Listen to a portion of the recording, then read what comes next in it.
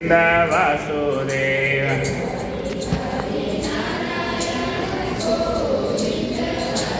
બોલીએ શ્રી શંકર ભગવાન. અહીંયા નારદજીની સમાધિ તોડાવવા આવ્યા છે કામદેવ, અને જેવો હાર પહેરાયો એવો ધીરે ધીરે સમાધિ ખુલવા લાગી છે. ભગવાન શંકરને મેં જોયા ત્યાં એકદમ ગુસ્સો આવ્યો. શંકર ભગવાને કામદેવને જોયા એટલે ગુસ્સો આવ્યો, અને નારદજીને ગુસ્સો ના આવ્યો. અને તુલસીદેવ દાસજી કહે છે નારદ અહીં ભૂલ કરી છે, નારદજી આ મોટી ભૂલ કરી છે. દુર્ગણો ઉપર તો કરદ, દુર્ગુણો એના પર તો કરદ કરવો જોઈએ, પણ નારદે પંપાળ્યો છે, કામને પંપાળ્યો છે. મીઠા વાક્યો કયા છે, મીઠા વાક્યો કયા છે. દુર્ગણ પંપળાની અને ગુસ્સો કરવો જોઈએ. કામદેવ સમજી ગયા કે નારદજીને કામ દબાયો છે, કામ નીકળ્યો નથી, દબાઈ ગયો છે, નિર્મૂળ થયો નથી. ને બે દબાયેલા કામ ક્યારે બળવો કરે કહેવાય નહીં, ક્યારે બળવો કરે નક્કી નહીં. નારદજીને અહંકાર આવ્યો છે, મેં કામદેવને જીત્યો, અહંકાર આવી ગયો છે. શંકર ભગવાન જેવાની આંખ ખોલી નાખે, મને કંઈ ન કરી શક્યો, કામદેવ મને કશું ના કરી શક્યો. શંકર કરતાં હું આગળ નીકળી ગયો, શંકર ભગવાન કરતાં હું વધી ગયો આગળ. સ્વર્ગમાં જઈને કામદેવની વાત કરીને નારદના વખાણ કરે. હવે નારદજી જાય ત્યાં લોકો સન્માન કરે, જ્યાં જાય કે આવો આવો નારદજી આવો, સન્માન કરવા લાગ્યા. તેમ તેમ નારદનો અહંકાર વધવા લાગ્યો. હા મને તો બધા પૂજે છે, નારદજી ફૂલાણા છે.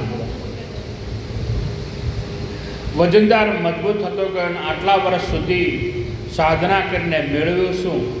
અહંકાર. સાધના વગર પણ શું મેળવ્યો? અહંકાર મેળવ્યો, ભક્તિ ના મેળવ્યો. બીમાર તો એની એ રહી બીમારી.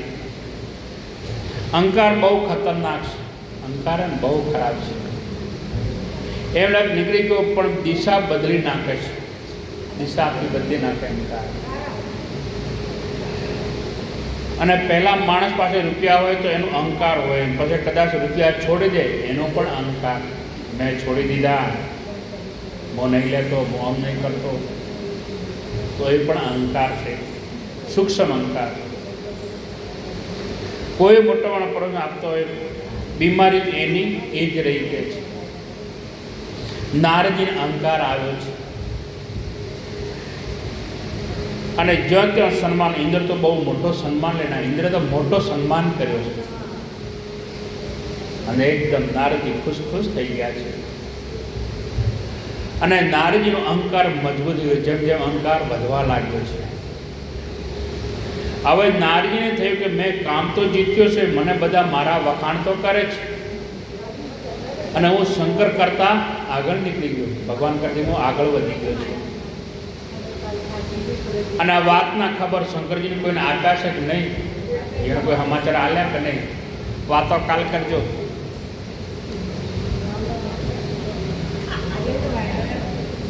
કે ભગવાન શંકરને સમાચાર આપ્યા છે કે નહીં? ના આલ્યા હોય તો હું જઈને આલવા કે હું તમારા કરતી આગળ વધ્યો છું. હું જાતે ખબર આપવા જઉં છું. નારદજી જાતે કૈલાશ પહોંચ્યા છે,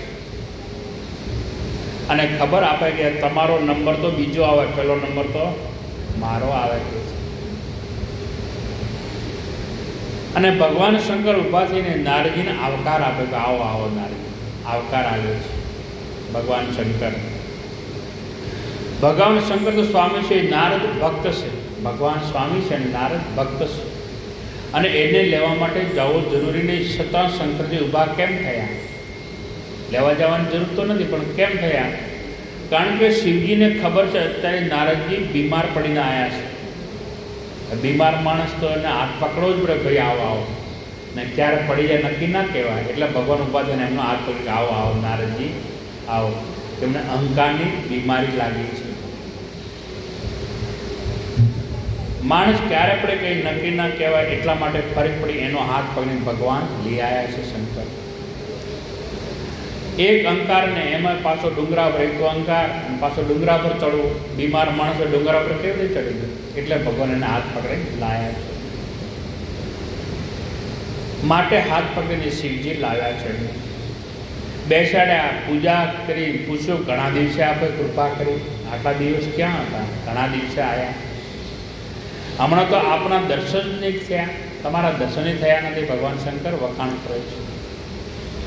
આટલું પૂછ્યું એટલે નારદજીનું કહે આપને કંઈ ખબર નથી? તમને ખબર નથી કે? શંકર ભગવાન કે ના, મને ખબર નહીં. શું બિના બની? અને હું તો અહીંયા કૈલાસમાં રહું છું, બરફમાં. બરફમાં કહેવા કોણ આવે કે કોઈ નવી ઘટના બની? ભગવાન પૂછે છે. તો બહુ દૂર પર આટલી બધી ઠંડી, એમાં કોણ ખબર આપવા આવે છે? કોઈ વિશેષ ઘટના બની છે શું? અરે વિશેષ ક્યાં વાત કરો છો?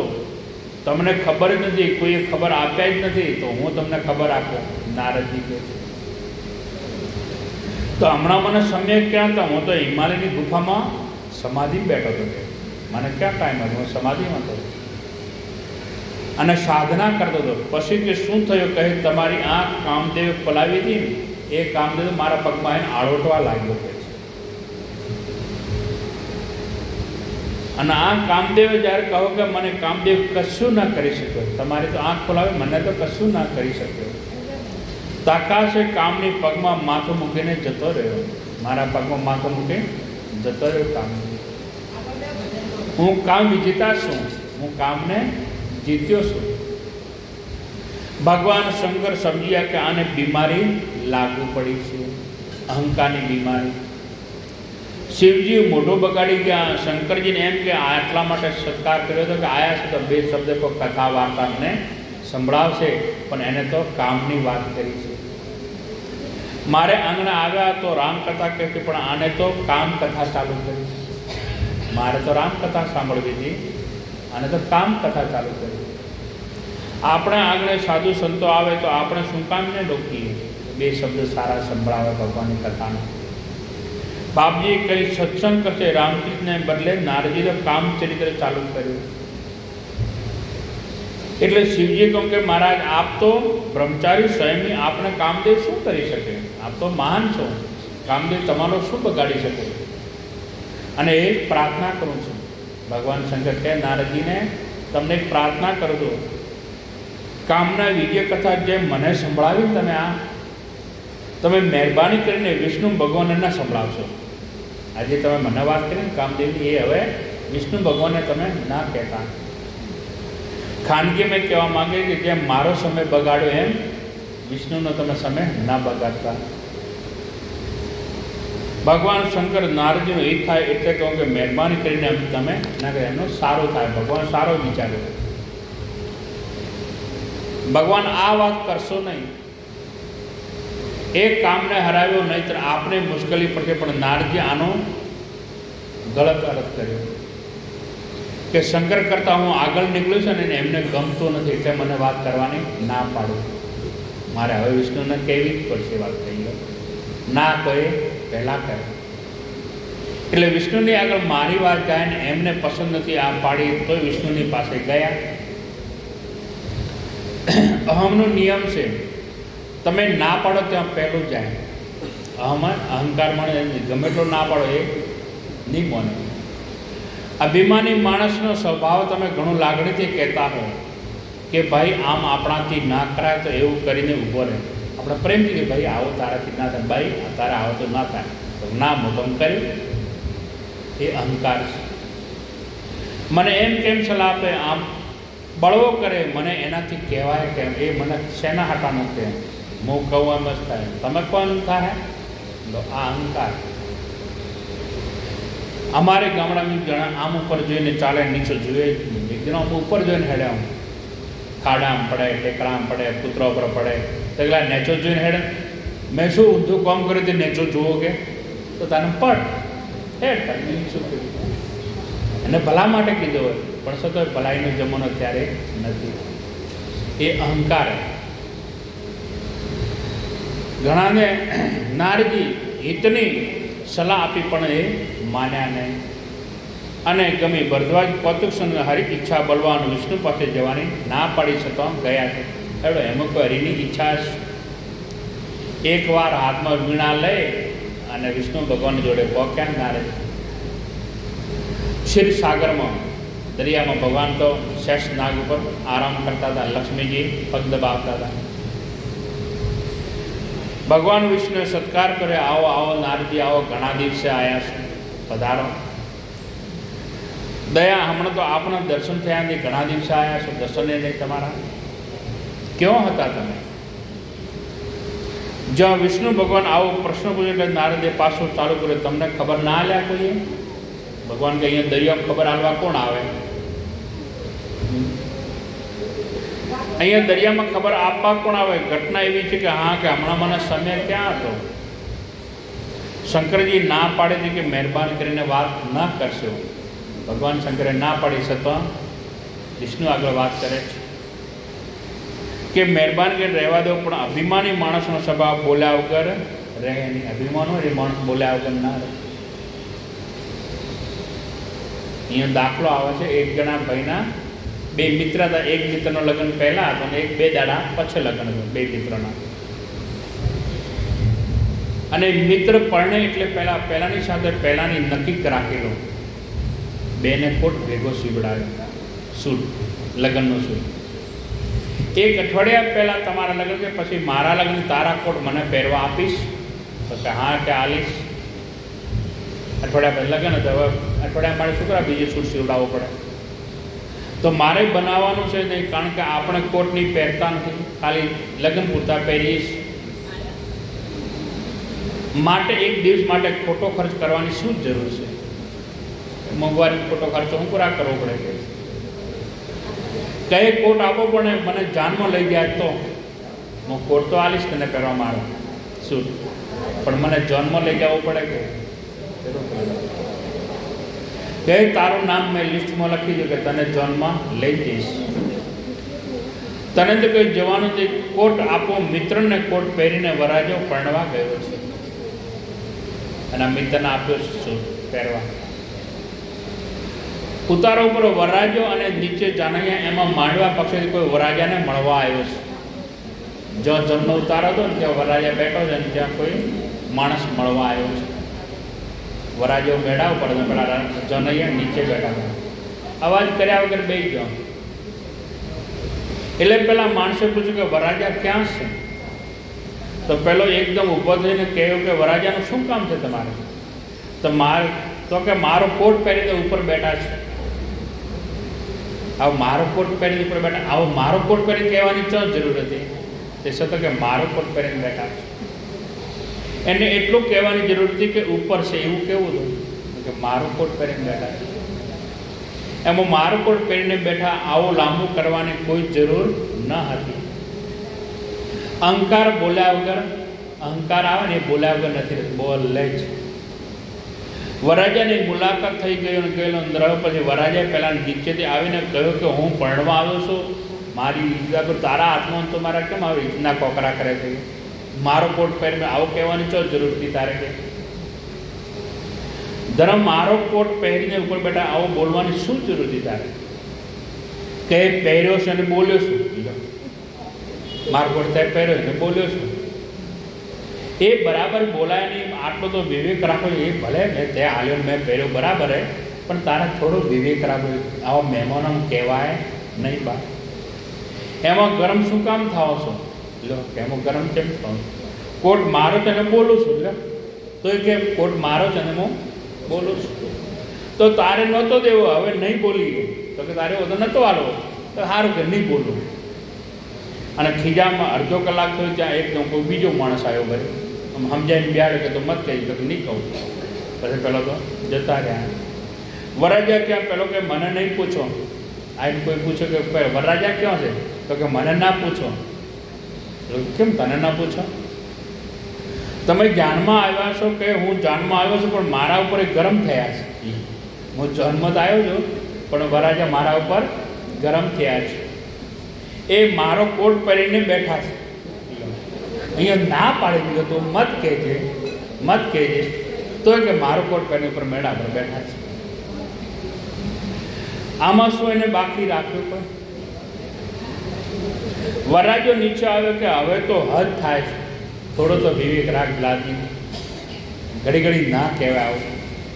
કોઈ આવે તો કહે વરાજા તારો કોટ પહેરીને બેઠો છે, તને એ આ મીંઢળના સોગન છે. પેલો મીંઢળ બોલે ને, કાં તને મીંઢળના સોગન છે. હવે જો કોઈને કહે છે સારું કે નહીં કહું, સારો નહીં બોલે. ત્યાં ત્રીજો વરાજા માટે કોઈ વરે પૂછવા આવ્યો. કોઈએ લ્યો કે નહીં બોલો, એ મને સોગન આપી ગયો. કોઈ પૂછો વરાજ તો કે મને સોગન આપી ગયા, મારે બોલવાનું નથી. પેલો કે ચમ સોગન આલ્યા, ચમ બોલવું નથી, કારણ સોગન શું કામ આપ્યા ભાઈ?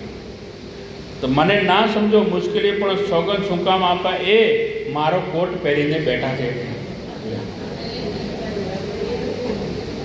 તો એની એ જ વાત કરી, પણ ના, આ અભિમાન છે. અભિમાન બોલાવે, પણ બોલાવે અભિમાન, અહંકાર. એટલે એની વાત એ અહંકારીને ગમે તેટલા અટકાવો પણ એની એ જ વાત કરશે, ગમે એટલા અટકાવો નહીં માને. એમ ભગવાન વિષ્ણુ નારદજીને કામદેવની કથા કહી અને ભગવાન વિષ્ણુ હસવા લાગ્યા. નારદજીનું કે આપ તો સંત છો, આપ તો મહાન છો, અને કામદેવ તમને શું કરી શકે? મહાપુરુષ છો, તમને કામદેવ શું કરી શકે? નારદજી કહો મહારાજ એ તો કૃપા કરી, એ તો કૃપા તમારી કે છે. આપની કૃપા એ હું તો શું કર્યું? આમ નામ બોલતા બોલતા આપણે કોઈ વખાણ કરે તો હમણાં ખૂબ મોટું કામ કરે છે, તો એમને થાય હા મારા વખાણ હારા કરે, ફૂલાય માણસ, ફૂલાવે. એમ નારદજી તમ ફૂલાવા લાગ્યા છે. હમણાં તો તમે કહો છો એટલે આપણે શું કહીએ? ના ભાઈ, આપણે તો શું કરીએ? આપણે પણ આપણું અંતર એમ કહેતો કે હજી 10 મિનિટ ચાલુ રાખે તો સારું. ભૂમિકા જ્યારે સદાય પ્રભુની નજીક જવાય, બાકી તો બધા બીમાર જ છે.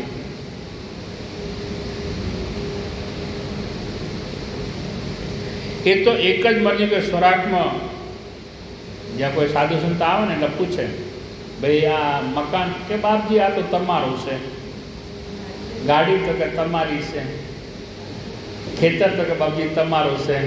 કોઈ પૂછા કે છોકરા કે તમારા છે, તો કે પેલા બેન એ તમારી ઘરવાળી, એ મારી. બીજું બધું ભગવાનનું. તો કે પેલા બેન તો એ તો મારે ઘરવાળી. અને એમાં એક જ મર્દ નીકળ્યા, કોણ? જલારામ. એ પણ કે તારી લઈ જાય, મારે નહીં, બધું ભગવાન તારું છે.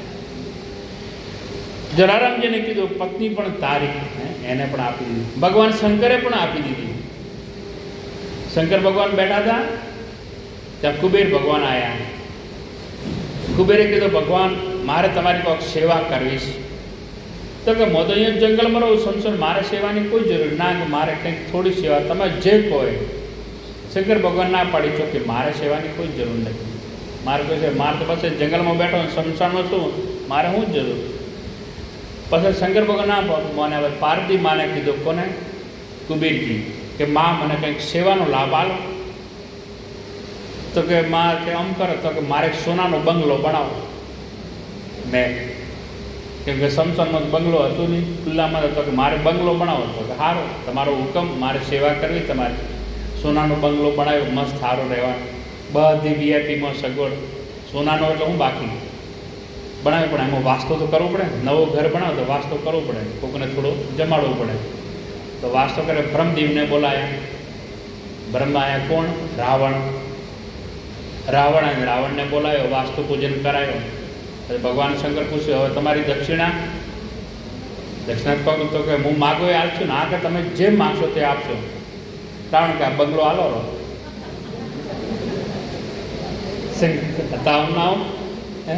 આલ દીધું. પછી તો આ તો મેં માગ્યું ને તમે આલ્યો.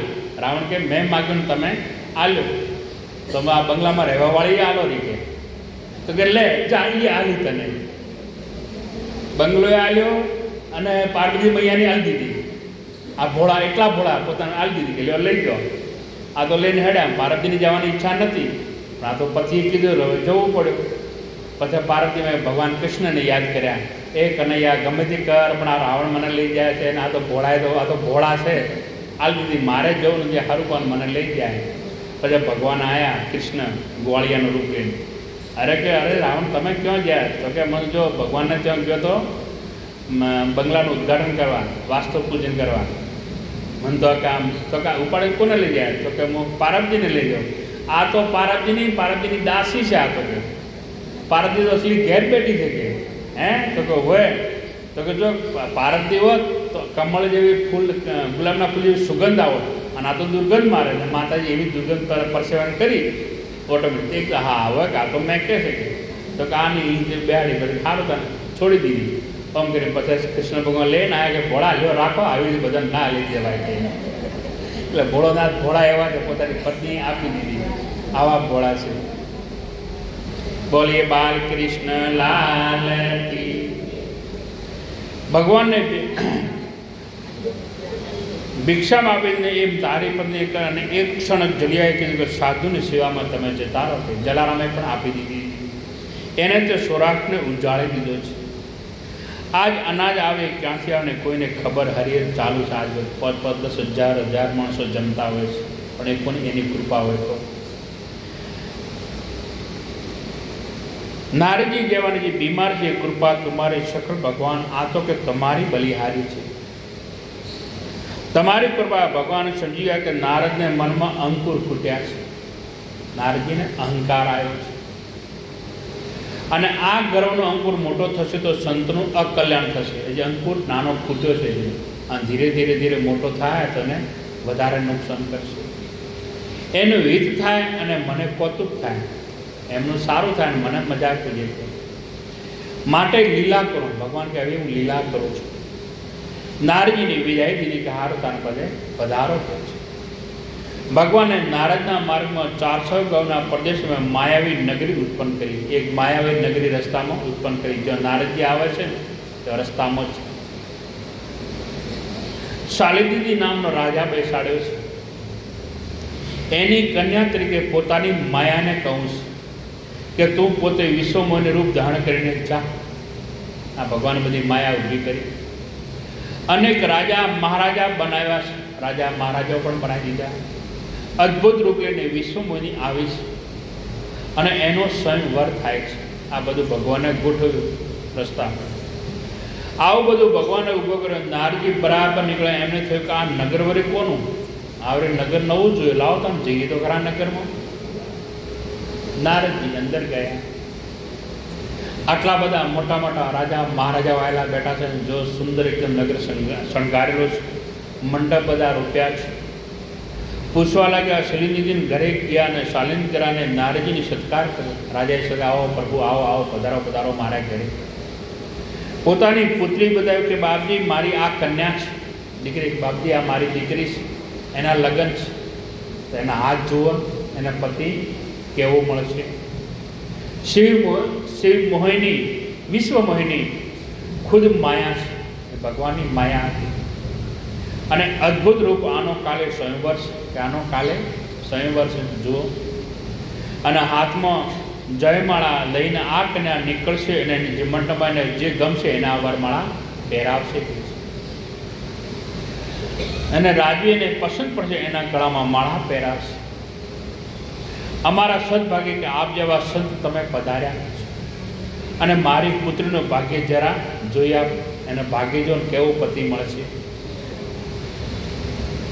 નારજીને વિશ્વમોહિને જોઈને નારજીને આકર્ષણ થયું અને બહુ સુંદર કન્યા. હાથ તો નહીં જોતા પણ ચહેરો જોયો. હાથમાં જ એમનો ચહેરો, ઓખો ચહેરો ઉપર. કન્યા તો સુંદર છે. બીજી મિનિટને પતન આવ્યું. બીજી મિનિટ પતન થયું. ચહેરો જોવા લાગ્યા. નારજીને કે આવી કન્યા મને મળે તો મારા લગ્ન કરવા છે. નારજી કે અહંકારનો શું લાભ મળ્યો?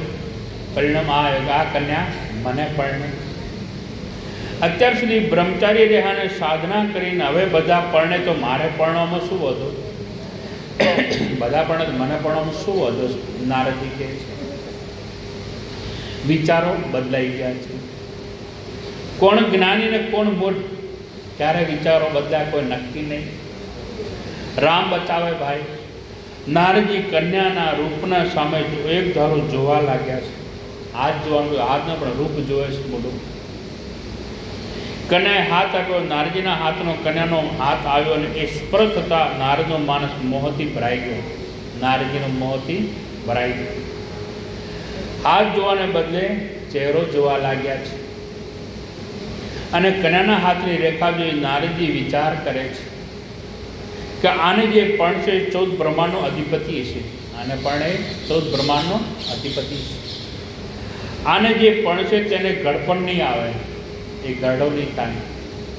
આને જે પણ છે એનો મૃત્યુ, એનો મોત નહીં થાય.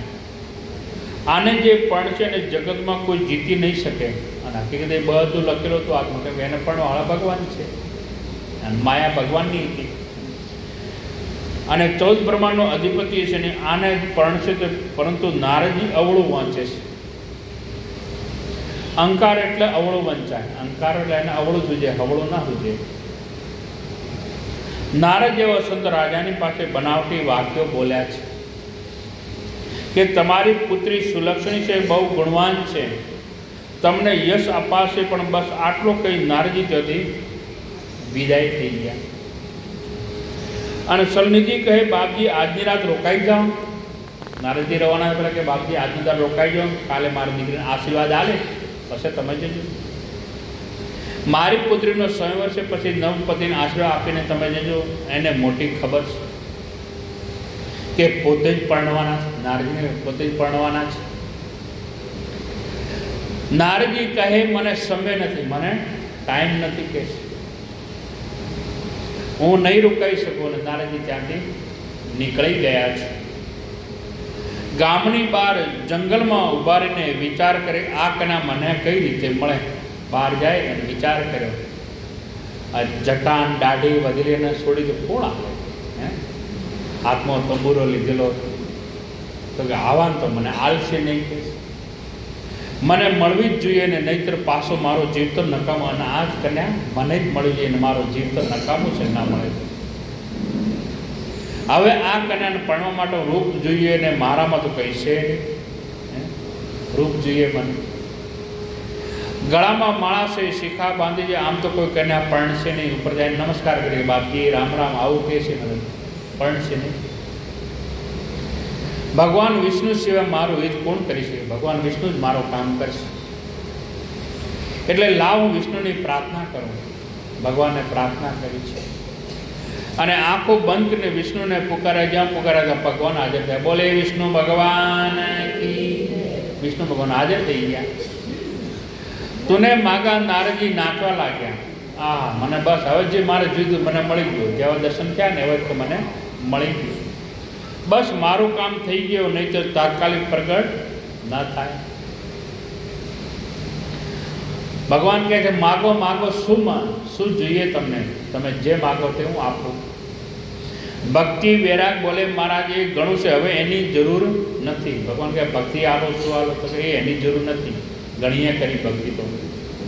હવે તો આપને રૂપ દેહી પ્રભુ, તમારા જેવો જ મને રૂપ આપો. તમે જેવા રૂપાળા છો એવું હું પણ રૂપાળો બનો. તમારું રૂપ મને આપો અને તમારા જેવા રૂપાળા બની જાઉં તો પછી એવી હું મેળવી શકું, એ વસ્તુ હું મેળવી શકું. તમારા જેવું રૂપ હોય તો, નહીતર મને એ કન્યા મળશે નહીં. મહારાજ મારા ઉપર તમે દયા કરો. મને અત્યારે રૂપની બહુ જ જરૂર છે અને હાલ રૂપની જરૂર છે. કંઈ ઉશીના મળે તો પરણવા જાય. રૂપ ઉશીના મળે કે બે દાડા તમારું રૂપ આલજો, મને ના મળે. બધા ઉશીના લઈને પરણીને ઘણાના મેળ બેસતાની પણ બેસી જાય, પણ ઉશીના રૂપ નથી મળતા. રૂપને હિસાબે એમને એમ રહી જાય છે ને એ બધું 5 દિવસ કોઈકનો રૂપ ઉશીનો લે અને આવીને આપી દે. લગ્ન થઈ જાય, રૂપ ઉશીના નથી મળતા ભાઈ. રૂપ ઉશીના ના મળે. નારદે આ મોટી ભૂલ કરી છે. ભગવાન આગળ નારદજીએ ભૂલ કરી છે. તમારો રૂપ આપો. ભગવાન કહે નારદ હું મારું અહિત થાય એવું નહીં કરતો, એનું સારું થાય એવું કરું. એનું પરમ હિત થાય એ જ હું કરું છું. એનું હિત થાય, અહિત થાય એવું નહીં કરું. નારદજી વેદની પાસે દર્દી ના ખાવાની ચીજ માગે તો એ દવા ના હલાય. ડાયાબિટીસ થઈ હોય, ડૉક્ટર કે તમને ડાયાબિટીસ છે પહોંચો, તો કે મારે તો મીઠાઈ ખાવી, શીરો ખાવો, તો ડૉક્ટર કહે છે, ડૉક્ટર કે ના ભાઈ શીરો મીઠાઈ તો ના ખવાય. ડૉક્ટર એને હા ના પાડે. મેં તમારો આવી રીતે નક્કી કર્યો છે ભગવાન કે મેં તમારું નક્કી કર્યું, તમે ન ખાવાની વસ્તુ માગો છો, તમે અત્યારે ના માગવાની ચીજ માગો છો. હું આખા જગતનો વેદ છું. ભગવાન કે હું આખા જગતનો વેદ ડૉક્ટર છું. ભગવાનની વાત નારદજી સમજ્યા નહીં. ભગવાને વાત કરી પણ નારદજી સમજતા નથી. કેમ કે અહંકારમાં આવેલા છે. અહંકારમાં કોઈ સારી વાત કરે તો એ ના સમજે. પરમાત્માની ભાષા નારદજી સમજ્યા નથી. આટલો કહીને ભગવાન ત્યાંથી અંતર્ધ્યાન થઈ ગયા. કઈ ભગવાન નીકળી ગયા છે. નારદજીને એવી ભ્રાંતિ થઈ કે હું વિષ્ણુ જેવો રૂપાળો થઈ ગયો. ભ્રાંતિ થઈ, મનથી. રૂપમાં તો કોઈ ફેર નહીં પડ્યો, પણ એને ભ્રાંતિ મનથી થઈ ગયો કે હું રૂપાળો થઈ ગયો ભગવાન જેવો. હાથ ઉપરના ચહેરા પર ફેરને બહુ રૂપ આવી ગયો. માણસ અરીસામાં જોતો હોય ત્યારે એને એવું જ લાગે કે મારા જેવો તો કોઈ દુનિયામાં નથી. રૂપ જોયા દર્પણમાં કે મારા જેવો કોઈ રૂપાળો છે જ નહીં, કે રૂપાળી છે જ નહીં. હવે મારા સિવાય બીજો કોઈને આ કન્યા જયમાળા નહીં પહેરા. હવે કે મોજ રૂપાળો કન્યાવાળા માળા મને જ પહેરાવશે. સવાર પડી તમારા રાજા મહારાજાઓ મંડપમાં આવ્યા છે. બીજા દિવસે નારદજી પણ આવ્યા છે. ગર્ભથી ફૂલાઈને જેવા મંડપમાં પ્રવેશ કરે એટલે બધા રાજા ઊભા થઈ ગયા. એક બે એના બે અર્થ. એક તો આયા પણ એ ઊભા થયા, બીજો ગમે તેમ તો નારદ સંત, એટલે સંત આવે તો ઊભા થઈને સન્માન આપવો પડે. રાજાને નારદજીને દેખાય એમને એમ કહું કે સંત પધાર્યા છે તો આપણે ઊભા થવું જોઈએ, સન્માન કરવું જોઈએ. પણ નારદે એમ માન્યું કે હું વિષ્ણુ જેવો રૂપાળો છું ને એટલે બધા ઊભા થયા છે. એટલા ઊભા થયા, પહેલી જ ગાદી પર આવીને બેઠા. જ્યાં પહેલો નંબર આવ્યો ગાદી પર આવીને બેસી ગયા કે આ વખતે એને બીજે ફરવું ના પડે, પહેલી જ માળા મને પહેરાવી દીધી. વિશ્વમોહીની જાજન હવે એને જાજો પરિશ્રમ ના કરવો પડે. મારા જેવો તો કોઈ રૂપાળો છે નહીં અને આખું ચક્કર મારવું પડે એના કરતાં પહેલી ગાદી બેસી ગયો. આવતી જ મને જ પહેરાવે અને હું વિષ્ણુ જેવો રૂપાળો છું. અને એ જયમાળા પહેરાવી દે એટલે હું સીધો લઈને નીકળી જવું. અહીંથી લઈને જાય ક્યાં? કેમ કે એમ કોઈ ઠામ ઠેકાણું તો હતું જ નહીં. ભ્રમણ હતા, બધા ફરતા રહેતા હતા. કારણ કે નારને કોઈ ઘર નથી અને કોઈ ગામ પણ નથી. અને વિશ્વમોહીને લઈને જવાનું ક્યાં પણ કોઈ અભિમાન આવે અને મોહ જાગે પછી એને ખબર ના પડે. એક તો અભિમાન, પાછો મોહ કે હું શું કરું. શંકર ભગવાનના બે ગણો બ્રાહ્મણના રૂપ લઈને તો આવ્યા. ભગવાન શંકરના ગણો એ બ્રાહ્મણના રૂપ લઈને આવ્યા છે. એ બધો ભેદ જાણે છે, એ ઘણો બધો જાણે છે. આ રૂપ લઈને નારદજી આવ્યા છે પરણવા માટે. નારદજી સાંભળે ને બંને જણા આપસમાં ચર્ચા કરે. બે જણા આપસમાં વાત કરે, નારદજીને સંભળાવે છે કે એકબીજાને એમ કહે કે દુનિયામાં આપણે ઘણા રાજકુમારો તો જોયા પણ એમના જેવા તો જોયા છે, તો મહાન રાજકુમાર છે. તો પણ નારદજીને કહેતા બે જણા અરસપરસ વાતો કરે છે. પણ આ રાજકુમારને જોયા પછી તો હદ થઈ ગઈ કે ધન્ય છે એની જનતાને જેને આવા રાજકુમાર પેદા કર્યા છે. રાજકુમારનો જન્મ આપ્યો. નારદજીને પાક્કું થઈ ગયો કે જરૂર હું રૂપાળો છું વિષ્ણુ જેવો. એને પાક્કો મારી વાતો જ એવી કરે તો હું રૂપાળો છું. નહીતર આ લોકો આમ વખાણ ના કરે. પતન થવાનું હોય એટલે આવું બધું મદદ કરે. પતન થાય ને એટલે આવું બધું મદદ કર્યા કરે. એક ગણ તો નારદજીને પૂછ્યું કે રાજકુમાર અવિવેક થાય તો માફ કરજો, પણ આપણો કયા રાજ્યમાં રહેવાનું, કયું ગામ પૂછે છે. હવે કયું રજવાડું બતાવે, કાં તો ગંગાનો કિનારો ને કાં ભોગરાની તલેટી. ચો બતાવે, ગોમ ગઠામ તો હતું જ નહીં. અને એ મુખ મલકાવી જવાબ ના આપ્યો. ખાલી મોટો મલકાવી પણ જવાબ આલ્યો નહીં. બીજા ગણે કીધું મહાપુરુષે જવાબ નહીં તો મહાન છે, મોટા કે જવાબ ના પણ આપે કે છે. બાકી આના સિવાય કોઈને આ કન્યા પણ છે નહીં, આને જ પણ છે. બધા ભેગા થયા છે અને બધાને નિરાશ થવું. આ બધા જે બીજા રાજાઓ છે એ બધાને નારાજ થવું પડે. આ આને જ પણ છે. આ ઘણો વાતો કરે છે. ઘંટનાદ થયો. પરમાત્માને ખુદ મૂર્તિબંધ માયા વિશ્વમયનું રૂપ લઈને હાથમાં માળા લઈને બહાર નીકળી છે. માયા જયમાળા લઈને સખ્યોની વચ્ચે ચાલી આવે છે અને તમામ રાજા મહારાજાની દ્રષ્ટિ એની ઉપર પડી. નારજી પહેલી ગાદી પર વિશ્વમોહિની એના તરફ નારજીને એમ કે હમણાં મારા ગળામાં જયમાળા પહેરાવશે ને જ્યાં નારજી તરફ એને જોયું ત્યાં નારદને કેવા દેખાણા વાંદરા જેવા. આ કે વાંદરો વચ્ચે ચો બેહાડેલું અને એને છોડીને માયા તો આગળ નીકળી ગઈ. વિશ્વમોહિનીએ જોયું કે નારજીને ચહેરો વાંદરનો હવે કેવા લાગતા હશે અને ગુસ્સો આવી ગયો આંખમાં. અને બેનપણીઓને કહે કે મારા બાપુજીને કહીને એને ધક્કો મારીને બહાર કઢાવો, કેમ કે વાંદરા જેવું રૂપ બનાવ્યો હતો. બહાર કાઢના અપશુકન્યા મારા લગ્ન મંડપમાં કોને બોલાયો અને કેમ બેઠો એમ કહી મારા બાપાને કહો એને બહાર કાઢો કહે છે. એકદમ ગુસ્સામાં નારજીની સામે નીકળી ગયા છે આગળ અને વિશ્વમોહિની નજર ફેરવી ગઈ છે. એટલો જ નહીં પણ નારજીને લાઈનમાં બેઠા હતા ને આખી લાઈન જ છોડી દીધી, બીજી લાઈનમાં પહોંચી ગઈ વિશ્વમોહિની. અને આખી લાઈન મૂકી નારદજીની લાઈનમાં જે બેઠા હતા એ બધા રહી ગયા છે. અમુકની લાઈનમાં બેસાય નહીં. અને એક સંતો આનો જુદો અર્થ કરે છે કે વિશ્વમોહિની એ માયા છે, નારદ ગમે તેમ તો એ સંત છે અને સંત ઉપર માયા પ્રભાવ ના પાડી શકે.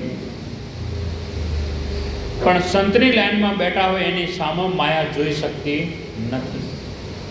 સંતની પંક્તિમાં બેઠેલાને સાધુના સંગમાં હતા એમને માયા અસર ના કરી છે. આખી પંક્તિ છૂટી ગઈને કન્યા ફરવા લાગી. હવે કોને માળા પહેરવા ફરવા લાગી આખા મંડપ બધું જોવે છે. અને નારજી એમને થયું કે કન્યા મને જોયા છે, જોયો જ નથી, કોઈનું માથું આડું આવી ગયું કે મારા નજર ના પડી, શું થયું? નારજી ઊંચા નીચા થાય, કોઈ વચ્ચે આડો આવી ગયો કે હું દેખાણો નથી કે હું તો પહેલી લાઈનમાં બેઠો હતો અને આ તો સીધી આગળ નીકળી ગઈ છે કે શું થયો? અને અકળાવા લાગ્યા, એકદમ શરીર અકળાવા. શું થયું છે? પહેલાં ગણો કે ધીરજ રાખો, ધીરજ રાખો, હમણાં જ આપણે તમને જ પહેરાવશે. એ મજાક કરતા હતા. હમણાં ચક્કર મારીને આવશે ને તમારા સિવાય કોઈને પહેરાવવાની નથી. મસ્કરી કરે છે. નારજીને અંદર કંઈક થાય, પહેલાં મસ્કરી નારજીને આમ જેમ તેમ થાય, જેમ તેમ કંઈ આવે માળા પર ક્યારે હું લઈ જોઈ નહીં. ફરતી ફરતી વિશ્વમોહિની જેમ મધ્ય ભાગમાં ગયા તેમ ભગવાન વિષ્ણુ પોતે રાજકુમારનો વેશ લઈને આવ્યા હતા. ભગવાન બેઠા છે બધા નાટક ભગવાનનું, આ બધું નાટક ભગવાને ગોઠવ્યું હતું. વિષ્ણુના ગળામાં વિશ્વમોહિનીએ જય માળા પહેરાવી દીધી. ભગવાન વિષ્ણુને જ માળા પહેરાવી. માયા ઈશ્વરની છે અને ઈશ્વરને જ માળા પહેરાવે અને જીવને તો ડોકો કરવાની ટેવ પડી. લાવો મને પહેરાવો, મને પહેરાવો. આ જીવ લાલચું છે. લાંબી ગણ ટેવ પડી છે, મારા ગળામાં માળા નાખે, પણ ઈશ્વરની માયા છે, આપણી તો મા ગણાય. માયા ઈશ્વરની આપણે મા ગણાય. આપણે એનું દૂધ પીવાય, એના દૂધને વેચાય નહીં. ભગવાન વિશ્વમોહિનીનો હાથ પકડીને લઈ જતા રહ્યા. સમાજ આખો ઉદાસ થઈ ગયો. ભગવાન તો માયા ભગવાન નથી, લઈ જતા રહ્યા ભગવાન. અને નારજીને ક્યાંય રહેવાયો નહીં. આ શું બન્યું? મારે પણ આ બીજો કોક લઈ ગયો. આમને એમ કેમ શંકરજીના ગણોથી રહેવાયો નહીં. અને ગણે પછી કીધું સાચી વાત. એટલે કે નારજી તમારી પાસે અરીસો તો છે નહીં. અરીસો એટલે દર્પણ. કે નારદજી તમારા પણ દર્પણ તો છે નહીં. હોય પણ ગામમાં પાદરમાં એક તળાવ છે, એ જેમ તમારો મોઢો જુઓ તો ખબર પડે. એમાં જ એને મોઢું જુઓ તો તમને કેવા દેખાવો દે ખબર પડે. અને એકદમ આ ઘણો મસ્કરી કરીને પેલા નારદજીને રીત ચડ્યું. કંઈ એક તો ધારેલો કોમ ન થયો, એક તો ધારેલો તો કોમ ન થયો, અને ઉપરથી આવું બોલે કે તળાવમાં જઈને મોઢો જુઓ. એટલે ગુસ્સો તો હતો ને, એમાં શિવ ગણે મસ્કરી કરી. એટલે નારજી શ્રાપ આપ્યો કે જાઓ તમે બને જેના ભયંકર રાક્ષસ બની જાઓ. મસ્કરી કરીને એટલે એમને રાક્ષસ થવાનો શ્રાપ આપી દીધો છે. એક સાધુની તમે નિંદા કરી છે, હવે પછી કોઈ સંતનો અપરાધ તમે ના કરશો. આમ કહીને નારદજી ત્યાંથી ઉપડ્યા છે અને તળાવને કિનારા આવ્યા અને પોતાનો ચહેરો જોવે છે. દર્પણ તળાવ પાણીમાં જોયો ચહેરો, એ પાણીમાં જો વાંદરનું રૂપ દેખ્યું. હવે પોતે દેખ્યો હું વાંદરા જેવો. પાછી નારદજીને ગુસ્સો ચડ્યો કે વિષ્ણુએ મારી આ દશા કરી. આવો વિષ્ણુ કે મારી આવી દશા, મને વોદરાનું રૂપ આપ્યું.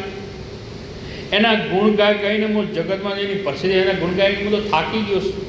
આમ બધા પ્રચારી કરો એના ગુણના, અને એને મારું વોદરાનું રૂપ આપ્યું. મેં તો એમનું રૂપ માગ્યો હતો. અમે કહીને શ્રીનારાયણ કહીને એમને એના આ દશા કરી અને ભગવાનને જેમ તેમ ગાળો બોલવા લાગ્યા. બીજી વાર પાણીમાં જોયું તો હતો એમનું મોઢું પાછો સંત જેવો થઈ ગયો, પણ મગજમાંથી ક્રોધ ન ગયો. ચહેરો તો બધાનો સારો થઈ ગયો, પણ ક્રોધ ચડ્યો, ક્રોધ ન ગયો. ક્રોધ છે કે વિષ્ણુ મળે તો કાં તો એ નહીં, કાં તો મોહ નહીં, એનાથી લડાઈ કરું કે કાં તો વિષ્ણુ નહીં ને કાં હું નહીં. નારદજી દોડ્યા છે, તળાવમાંથી આગળ દોડ્યા. ભગવાન તો કરવું જ હતું અને રસ્તામાં જ મળ્યા, હમણાં જ મળ્યા. જેવા દોડતા ને ભગવાન વિષ્ણુ અને એમ માયા જેને હાર પહેરાવાનો હતો એ માયા બે હાથે મળે છે. એકલા મળ્યા તો વાંધો નહોતો, જેની ઈચ્છા હતી ને પરણવાની એ પણ ભેગી હતી કે છે. પણ પેલી વિશ્વમોહિની સાથે લક્ષ્મી પણ રથમાં બેઠા, લક્ષ્મીજી પણ સાથે છે અને વિશ્વ મોહિની પણ સાથે છે. હવે એમને એમ નીકળી ગયા હો તો વાંધો નહોતો, સીધા નીકળ્યા હો તો વાંધો નહોતો. એક ઓમ જાય ને એક ઓમ જાય, હમા નીકળે ને. પણ સામેથી નારદજીને ભગવાને બોલાયા. નારદજી કઈ બાજુ? આ બોધડ રથમાં લઈ જાઉં તમને. ચાલીને ક્યારે પહોંચશો? રથમાં બેસાડીને લઈ જાઉં. આવી જાઓ, જ્યાં જવું હોય તો તમને મૂકી જવું. નારદજીને રથ જોઈને વિષ્ણુને જોયા ને પોતાના જેની સાથે ભણવો તો એ વિશ્વ મોહીને પણ જોઈ. અને જોતા જ એકદમ ક્રોધમાં જેમ બળતા હોય ને, હળગતા ને આવી હળગવા લાગ્યા. એકદમ આગ લાગી શરીરમાં અને ઘોડાની લગામ પકડી તરત ડાયરી પકડીને સીધી ગાળોની શરૂઆત જ કરી. તો આવો વિષ્ણુને પ્રણવ કર્યો, ઢેકણો, કેટલીય ગાળો બોલવા લાગ્યા. જેમ તેમ સ્વર્ગ કે તારા જેવો તો જગતમાં કોઈ કપટી નથી, તારા જેવો તો કોઈ કુટિલ નથી, અને તારા જેવો તો કોઈ કપટી નથી. વિષ્ણુને ગાળો દેવા લાગ્યો અને ભગવાન ચૂપચાપ હોબળાઈ ગયા. સમુદ્રનું મંથન કર્યું ત્યારે અસુરોને તમે કે સુર અને અસુરોને ઝેર પાયો ને તમે પોતે અમૃત પીધો. દેવતાઓને અમૃત પાયો ને ભગવાન શંકરને ભોળાનાથને ભોળવેલીઓને ઝેર પાયો. અને તમે લક્ષ્મીને ચાર કૌતુક મળીને લઈને ગયા. કેટલા તમે સ્વાર્થી છો, જેમ તમે લડવા માંડ્યા. કુટિલ છો, તારા જેવો કોઈ જગતમાં ધોખેબાજ નથી. આ નારદજી ભગવાનને વિષ્ણુને ગાળો બોલે છે. તમે પરમ સ્વતંત્ર, તમારા ઉપર કોઈ સત્તા નથી, તમારો ધાર્યો કરો છો એટલે ફાવે એમ વર્તો છો. ભલાને નરસો ને નરસાને ભલો બનાવો છો. શુભ અશુભ કર્મ તમને કંઈ નડતા નથી. પણ આજ હું તને છોડીશ નહીં, આજ તને હું છોડીશ નહીં.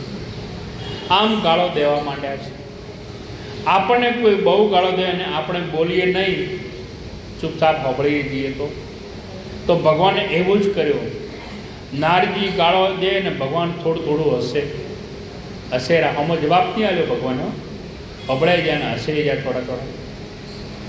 આપણા પર કોઈ ખીજાય ત્યારે દાંત કાઢો તો પહેલાંને વધુ ખીજ ચડશે. બોલે ને આપણે હસો ને તો એને વધારે ખીજ ચડે.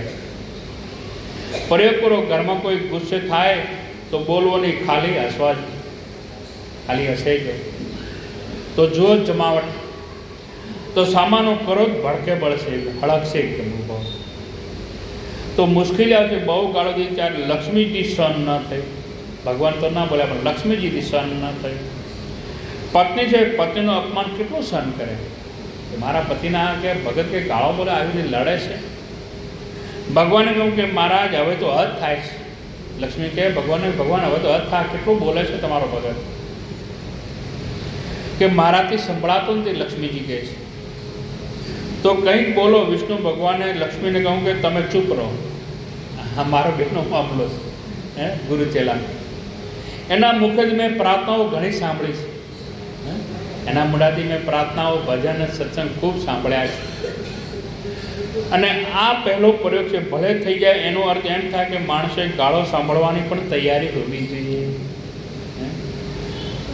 વખાણ તો સાંભળે હોવું, પણ ગાળો છે પહેલાં વખાણ સાંભળ્યા તો ગાળો સાંભળવી પડે. જેના કાન સ્તુતિને પ્રાર્થનાઓ સાંભળવા માટે ટેવાય છે એને ગાળો પણ ખાવી પડશે. એટલે ભગવાન આ ચૂપચાપ બધું કે સાંભળું છું. નરમાંથી નારાયણ થવું હશે તો બીજા અર્થમાં કહી તો સંતોની ગાળો પણ પ્રભુને ગમે છે. નારદજી આવેશમાં એટલા બધા ડૂબ્યા કે ભગવાનને શ્રાપ આપવા લાગે. એટલા બધા ક્રોધમાં આવ્યા તો ભગવાનને શ્રાપ આવ્યો કે તમે મને દેવ ઋષિમાંથી મનુષ્ય બનાવ્યો અને તમે મને છેતર્યો છે. મારો પહેલો શ્રાપ એ કે ત્રેતા યુગમાં તમારે મનુષ્ય અવતાર લેવો પડશે, એટલે તમારે માણસ થવું પડશે. અને તમે વિશ્વમોહિનીને વિયોગમાં મને તડપાયો છે તો છેતર્યો તો વિયોગ કેવો હોય તમને જાત અનુભવ થાય. એ વિયોગ કેવો હોય જાત અનુભવ થશે તમને. એટલા માટે તમારી સીતાને ત્રેતા યુગમાં કોઈ રાક્ષસ આવીને લઈ જશે. આ નારદજીએ ભગવાન વિષ્ણુને શ્રાપ આપ્યો છે. અને એ વિયોગમાં તડપતા રહેવું પડશે તમારે. અને મને વાંદરની આકૃતિ આપી, મને વાંદરો બનાવ્યો, મને જગતમાં મસગરીને પાત્ર બનાવ્યો. તો જ્યારે તમે રામ અવતાર લેશો ત્યારે વાંદર અને રીંછ સિવાય તમને કોઈ મદદ નહીં કરે.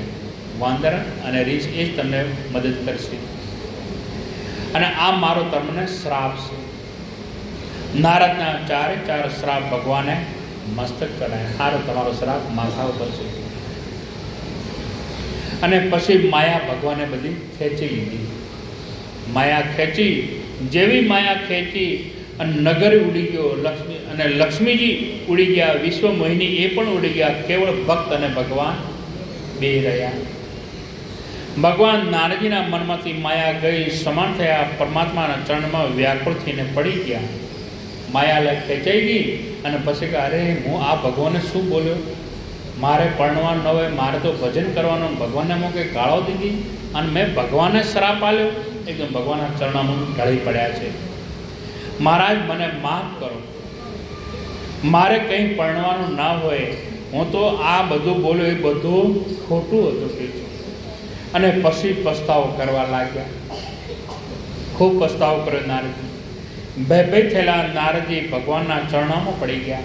ભગવાન મને માફ કરો, મહારાજ મને ક્ષમા કરો, હું તો બ્રહ્મચારી છું, મારે પરણવાનો આ ના હોય. મેં તમને ગાળો દીધી, આમાંથી મને મુક્ત કરો. હું તમને લડ્યો બોલ્યો, મને મુક્ત કરો. ભગવાન હશે છે નારદ મમ ઈચ્છા. ભગવાન કે મારી ઈચ્છાથી થયું છે. તમે શું શ્રાપ આપી શકવાના હતા? બધું કર્યું, બધું મારા લીધે થયું છે. મારી ઈચ્છા પરવાણે થયો છે. નારદજી રડી પડ્યા, મહારાજ મેં તમને ગાળો દીધી, મારી બહુ મોટી ભૂલ થઈ ગઈ છે. આ પાપમાંથી ક્યારે મુક્ત થઈ છે? ભગવાન કહો વૈકુંઠમાં જઈ અને ભગવાન શંકરના નામનો જપ કરો. શ્રીમન નારાયણ નારાયણ નારાયણ, બોલો બધા નારાયણ. શ્રીમન નારાયણ નારાયણ નારાયણ, નારાયણ. લક્ષ્મી નારાયણ નારાયણ નારાયણ,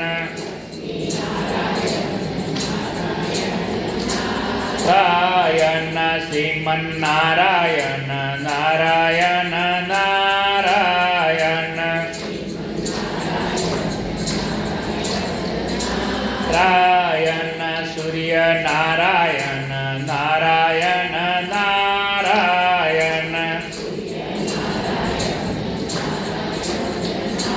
નારાયણ. શ્રીમન નારાયણ નારાયણ નારાયણ, નારાયણ.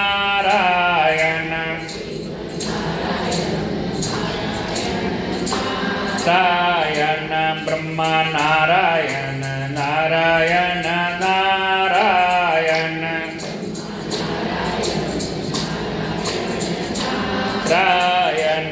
શ્રીમન્નારાયણ નારાયણ નારાયણ શયન શિવ નારાયણ નારાયણ નારાયણ શયન પ્રભુ નારાયણ નારાયણ નારાયણ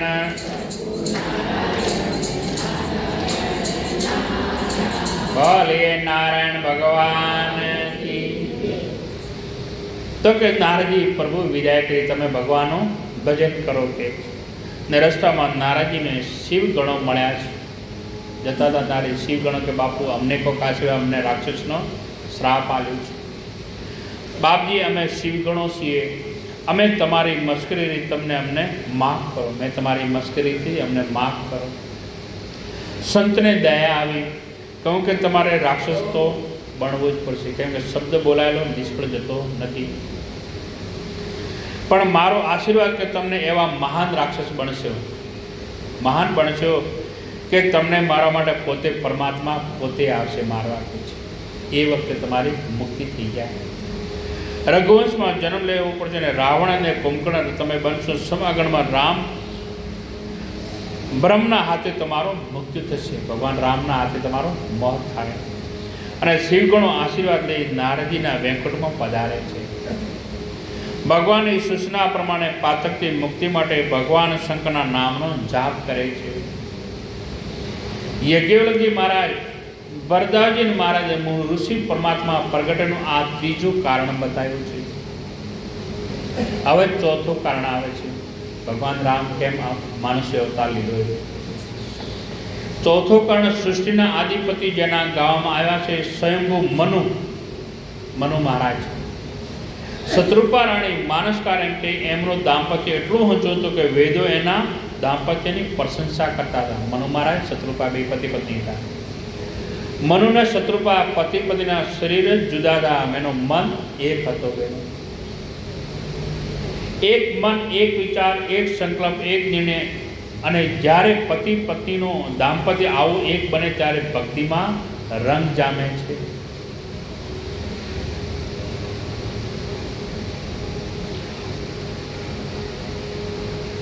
અને ઉત્તાનપાદ અને પ્રિયવ્રત નામના એમના બે દીકરા છે. મનુને બે પુત્રો છે. ઉત્તાનપાદનો પુત્ર ધ્રુવ, જેણે 6 મહિનામાં બંદગી ભગવાનની પ્રાપ્તિ કરી છે. આવો આ કુળ હતો. દેવતી નામની પુત્રીને કંદર્પ ઋષિ સાથે પરણાવ્યું છે. અને એમના દિવ્ય સંસારથી ભગવાન કપિલનો જન્મ થયો છે. જે કપિલ ભગવાને દુનિયાને સંખ્યાશાસ્ત્રનો બોધ આપ્યો છે. આવો પવિત્ર કુટુંબ મનુ અને શત્રુપા. એક દિવસ મનુ મહારાજ મહેલમાં બેઠા છે અને એમને વિચાર આવ્યો છે કે નેત્રો ભાયા ગદગદી બની ગયા, કારણ કે મનુ ચિંતન કરે છે. આમને આમ જો ઘરમાં બેઠા રહીએ તો વિશ્વમાં વૈરાગ્ય નહીં આવે અને જીવન એ રામ ભજન વગર વીતી જાય તો એના અર્થ શું? ભગવાનનું ભજન ના કરે તો જીવન વીતેલું શું કામ? મારા બંને પુત્રો હવે લાયક બની ગયા છે અને ભગવાનની કૃપા સંતાનોને ગાદી સોંપીને રામ દર્શન માટે હું મારા પતિને નીકળી જઈએ. એવા રાજ ઘરનો વહીવટ બધો છોકરાનો આપે અહીંથી હવે નીકળી જઈએ, જંગલમાં પ્રભુનું ભજન કરીએ. આપણા દેશમાં એક નિયમ હતો, જ્યારે માતા પિતાની એક ઉંમર થતી પછી વાનપ્રસ્થ બની જતા. 51, 52 પછી બધું ઘરનું છોડી દેવું પડે. 51 વર્ષ બેન પણ 80 વર્ષ સુધી છૂટતી નથી. ચાવી દો એ તો પાર ના છૂટે. 80, 90 વર્ષ થયા તો ના છૂટે. પોતાના સંતાનો ઘરને ચલાવે. ઘરમાં પુત્ર વધુ આવી ગઈ તો કુટુંબ બધું બરાબર. પછી માતા પિતા નિવૃત્તિ લે છે. બધું ઘર મૂકી દે વહુને છોકરાને, પોતે નિવૃત્તિ લે. એ વધારે સારું છે. જ્યાં સુધી એમ લાગે કે હજી બરાબર નથી ગોઠવાય તો થોડા જરા સંભાળવા. જ્યાં સુધી બરાબર છે પણ ગોઠવાઈ જાય પછી તે સંતાનોને ભૂલ કરે તો એમને ઠપકો આપો, શિખામણ આપો કહે છે. માર્ગદર્શન આપો, પણ બાકી પ્રભુનું ભજન વધારવું જોઈએ, ભજન ખૂબ કરવું જોઈએ ભગવાનનું. નહીતર છોકરા આંચકી લે છે. જૂઠવી લે એના કરતી પ્રેમથી આપી દેવું સારું, સમજીને આપી દેવું વધારે સારું છે. કળિયુગમાં છોકરાઓનો ભરોસો નહીં. આ કળિયુગમાં છોકરાઓનો કોઈ આજ તો ઘણા હારા, પણ કાલ ક્યારે મન બદલાય કોઈ નક્કી નહીં, કોઈ ભરોસો નહીં. આંચકી લે, સંતાનો લાયક થઈ જાય પછી માતા પિતા હરિભજન વધારે કરવું, ભજન ખૂબ કરવું ભગવાનનું. જમવાનું થાય ત્યારે જમી લેવું, ટાઈમ થાય જમી લેવું. પ્રભુ ભજન કરે, સત્કારમાં સમય વધારે આપે. પુત્ર વધુ આજુબાજુથી નીકળે ત્યારે સાંભળે એમ પુત્ર વધુ ના વખાણ કરવા. આપણે બેઠામાંથી વહુ નીકળે તો વહુના વખાણ કરવા હારા, તો સારું ચોપડે લોચરો કરીને સારું હાલે જમવાનું. બીજા આગળ કહેવાની કે મારી બહુ આવી છે, મારી આવી છે, આવી કેવું જ નહીં. આવી હોય તો કહેવું કે ના મારી બહુ તો હારી, મારી બહુ તો હારી છે, આવું કેવું. એટલે ક્યારેક તકલીફનો પ્રશ્ન ઊભો થાય ને વખાણ કરશો ને તકલીફ ક્યારેય નહીં થાય. બધું બરાબર સચવાશે. જગતમાં જ્યાં ક્રાંતિ થઈ ત્યાં આપવામાં આવી નથી, અને આવ્યો સામેથી એને આંચકી લેવામાં આવ્યો છે. એમાં માતા પિતા પણ સંતાનો લાયક થાય ત્યારે તુલસીદાસજી નિવૃત્તિની અરણ્યકાંડમાં છઠ્ઠી ભક્તિ બતાવી. આ છઠ્ઠી ભક્તિ પણ છે. અર્થી પ્રવૃત્તિમાં નિવૃત્તિ લઈને પ્રભુના કાર્યમાં જીવન વિતાવો એ છઠ્ઠી ભક્તિ છે. પ્રવૃત્તિમાંથી નિવૃત્તિ થઈને કરો એ પણ એક ભક્તિ છે. નિવૃત્ત કાળ થપાટ મારીને શરીર મૂકવું પડે. કાળ ક્યારે આવે અને શરીર મૂકીને જતા રહેવું પડે. ક્યાં સુધી પકડી રાખશો? અમુક સમય સુધી જરૂર રાખો. ભાગી જવાની વાત નથી કરતા, પણ મનમાંથી ઓછું થાય, ઓછું કરતા જાઓ, નહીંતર છોકરાઓનો ભરોસાની આંચકી લે છે.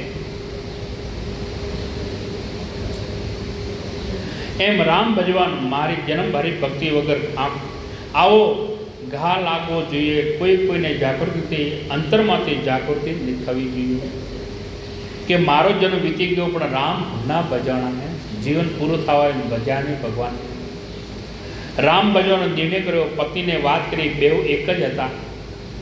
મનુ મહારાજ કીધો પત્નીને, મહારાજ હુકમ કરો, તમે જેમ કહેશો કરવા તૈયાર. તમારો પડસાયો શું કે હું ચાલી નીકળી ઉતાનપાતને ગાદી આપી દીધી છે. પ્રિયવ્રતને યુવરાજ પદ આપી દીધું. પતિ પત્ની હરિના દર્શન કરવા નીકળી ગયા છે. ઘર છોડી, સમૃદ્ધિ છોડી સંતોની સાથે નિવાસ કરવા લાગ્યા આશ્રમમાં. ભારતના પરમહંસોએ રાજવંશી દંપતીનો સ્વીકાર કર્યો. સંતોની સાથે રહ્યા, વેદ પુરાણ સાંભળે છે, પરમાત્માના દર્શન અખંડ ઈચ્છા પ્રગટી છે. ભગવાનનું ભજન કરે, સંતોની સેવા કરે. સજલ મિત્રે મનુએ સંતોને કહું કે હવે કોઈ એવું મને મંત્ર આપો કે અમે મંત્રનું ભજન કરીએ. રામના દર્શન થાય. ધેનુમતી નદીને કિનારે લઈ ગયા અને સંતોએ મનુને શત્રુપાને સિદ્ધિ આપનાર ભૂમિમાં મંત્રની દીક્ષા આપી છે. દીક્ષા કહે ઓમ નમઃ ભગવતી વાસુનો મંત્ર આવ્યો. આ મંત્રની દીક્ષા મનુને શત્રુપાએ આપી છે. તમે કલ્પના કરો, તુલસીદાસજીનો ધર્મગ્રંથની દ્રષ્ટિએ આ મંત્ર જપે એને કૃષ્ણના દર્શન થાય છે.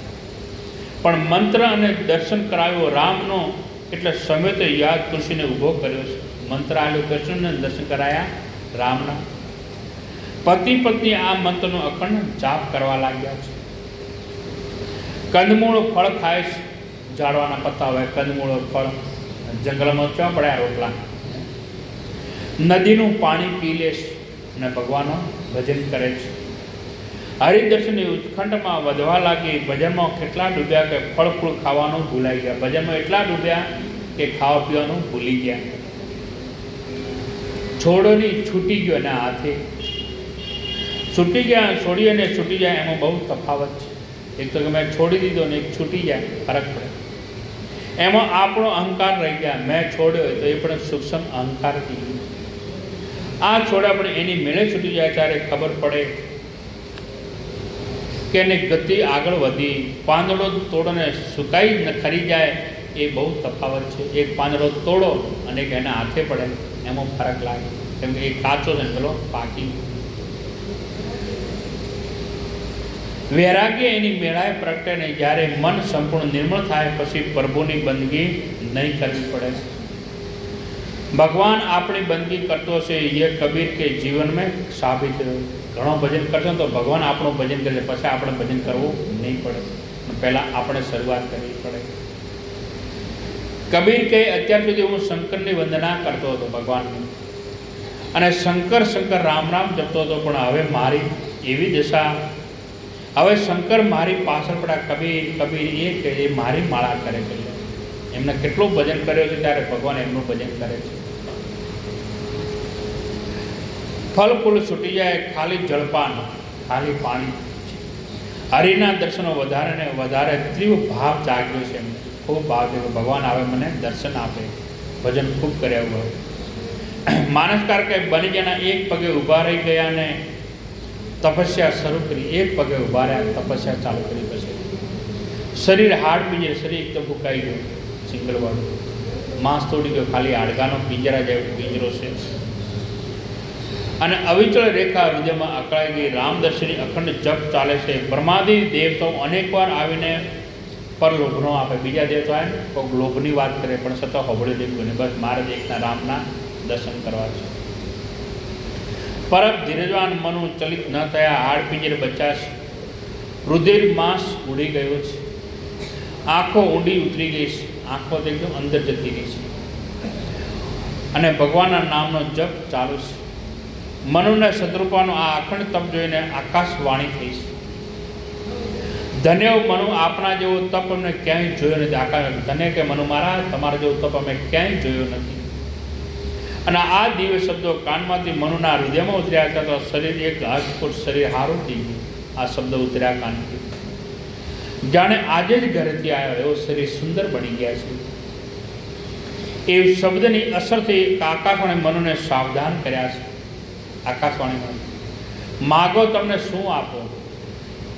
હા જોડીને પ્રત્યુત્તર આપ્યો કે એક ઈચ્છા છે કે આપ અમને પ્રત્યક્ષ દર્શન આપો. આકાશવાણી છે તમને શું આપો તો તમે પ્રત્યક્ષ આવીને મને દર્શન આપો. સમાધિમાં, ધ્યાનમાં, સપનામાં અભ્યાસ દેખાય નહીં, પ્રત્યક્ષ ધ્યાનમાં, સપનામાં નહીં, પણ પ્રત્યક્ષ આવીને મને દર્શન આપો.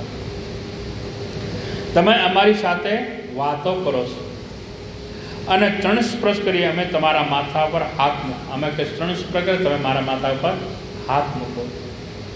પ્રત્યક્ષ દર્શન કરવા ભગવાને કબૂલ કર્યું. મારે તો હાર હતું તો કેમ ભગત, પણ મનુએ શરત કરી કે તમારી રીતે નહીં, હું કહું એવી રીતે, તમારી રીતે નહીં ભગત, કે હું કહું એ રીતે દર્શન આપો. તમારું જે રામરૂપ શંકરના મનમાં અંશ રૂપે બિરાજે છે, જેની ઉપાસના કાંક ગુજરજી મહારાજ પણ કરે છે, રામરૂપ ધારણ કરીને મારી સામે પ્રગટ થાવ.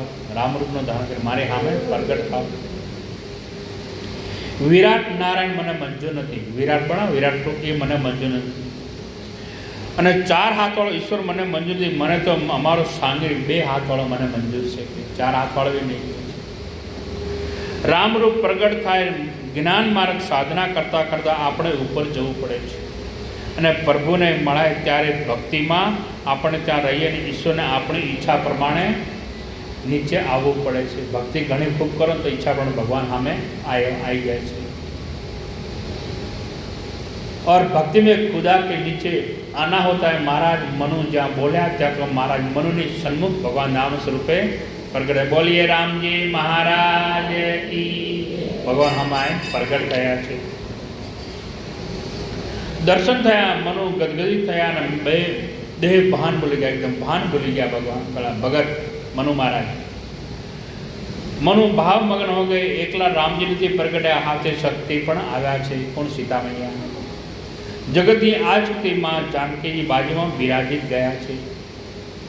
મનુ એક પણ શબ્દ બોલી શક્યા નહીં અને એકદમ ચરણોમાં પડી ગયા, દંડવત કર્યા છે. અને શત્રુપા ભાવ ઘોર બની ગયા અને પરમાત્માના આજાનુભૂતિ મનુ મહારાજને ઊભા કર્યા, જબરજસ્તી ઊભા કર્યા. પગલે ભગવાને પોતે મનુ મહારાજને માગો, તમે માગો, તમને શું આપવું કે છે. આપની ઈચ્છા પ્રમાણે હું પ્રગટ થયું છું. બોલીએ મનુ મહારાજ, સાવધાન થઈને નિર્ણય કરો કે તમને તો બધું આપું છું કેમ, પણ મહારાજ મને માગતા સંકોચ થાય છે. મહારાજ ભગવાન તમારે તો ઘણું આલવું છે, પણ મને માગતા સંકોચ થાય છે, કારણ કે હું જીવ છું અને કલ્પવૃક્ષ નીચે ઉભેલો ગમે તે કલ્પના કરે મારા, તમે કલ્પવૃક્ષ હું તો ગમે તે કલ્પના કરું, પણ એ આકાર બને એમ તમારી પાસે તો માગું તો મળે, પણ જીવનમાં સ્વભાવ પ્રમાણે માગતા સંકોચ થાય છે. આવું મંગાય ભગવાન કહે મારા ભક્તોને ના આપી શકું એવી મારી પાસે કઈ ચીજ નથી. મારા ભક્તો જે માગે હું આપું. માગો સજન એટલે મનો માગણી કરી છે. ચાહો તમે સમાન શુદ્ધ પ્રભુષણ કવન દુરાઈ. મહારાજ બીજો જન્મ પુરુષનો મને મળે. મને બીજો જન્મ કેવો માગે? મને બીજો જન્મ પુરુષનો મળે. અને સાધનાને કોટી કોટી વંદન છે. એ ભક્તિ જે બ્રહ્મને દીકરો બનાવી શકે, એ ભક્તિ જ ભગવાનને દીકરો બનાવી શકે. અને ભગવાન તથાસ્તુ કહી દીધું. પછી ભગવાનને ખ્યાલ આવ્યો કે ભગવાન વિચારે કે હા તો મેં પાડી દીધી, પણ જગતમાં મારા જેવું ક્યાં ગોતીશ? મને પુરુષનો અવતાર મળે, તમારા જેવો દીકરો મળે.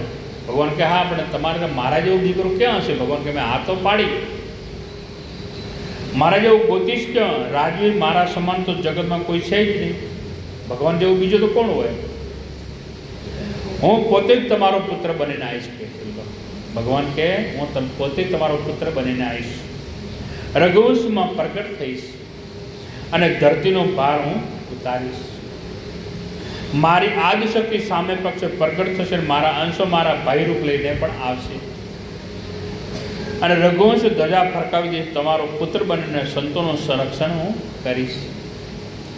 ધરાને ધન્ય બનાવી અને મહાત્માનો અટકેલા યજ્ઞને હું ફરી પ્રગટ કરીશ. સંતોના આશ્રમમાં જઈને પૂછીશ કે તમને સુખ છે કે દુઃખ છે. મનુ શત્રુપા નાચવા લાગ્યા અને એકદમ ખુશ થઈ ગયા છે. ભગવાને શત્રુપાને પૂછ્યું માતાજી આપને કંઈ માગવું છે? મનુ મહારાજ તો માગ્યું, પણ કે પત્નીને કીધું માતાજી આપને કસોટી કરે છે કે પતિ પત્ની જુદા છે કે એક છે? એ તો એક જ હતા, પણ ભગવાન કસોટી તો કરે. શત્રુપાજી કહું મહારાજ આપ કસોટી કરતા હો એમ લાગે છે, પણ મારા પતિ જે માગ્યું મને મંજૂર છે. મારા પતિ જે માગ્યું મને મંજૂર છે.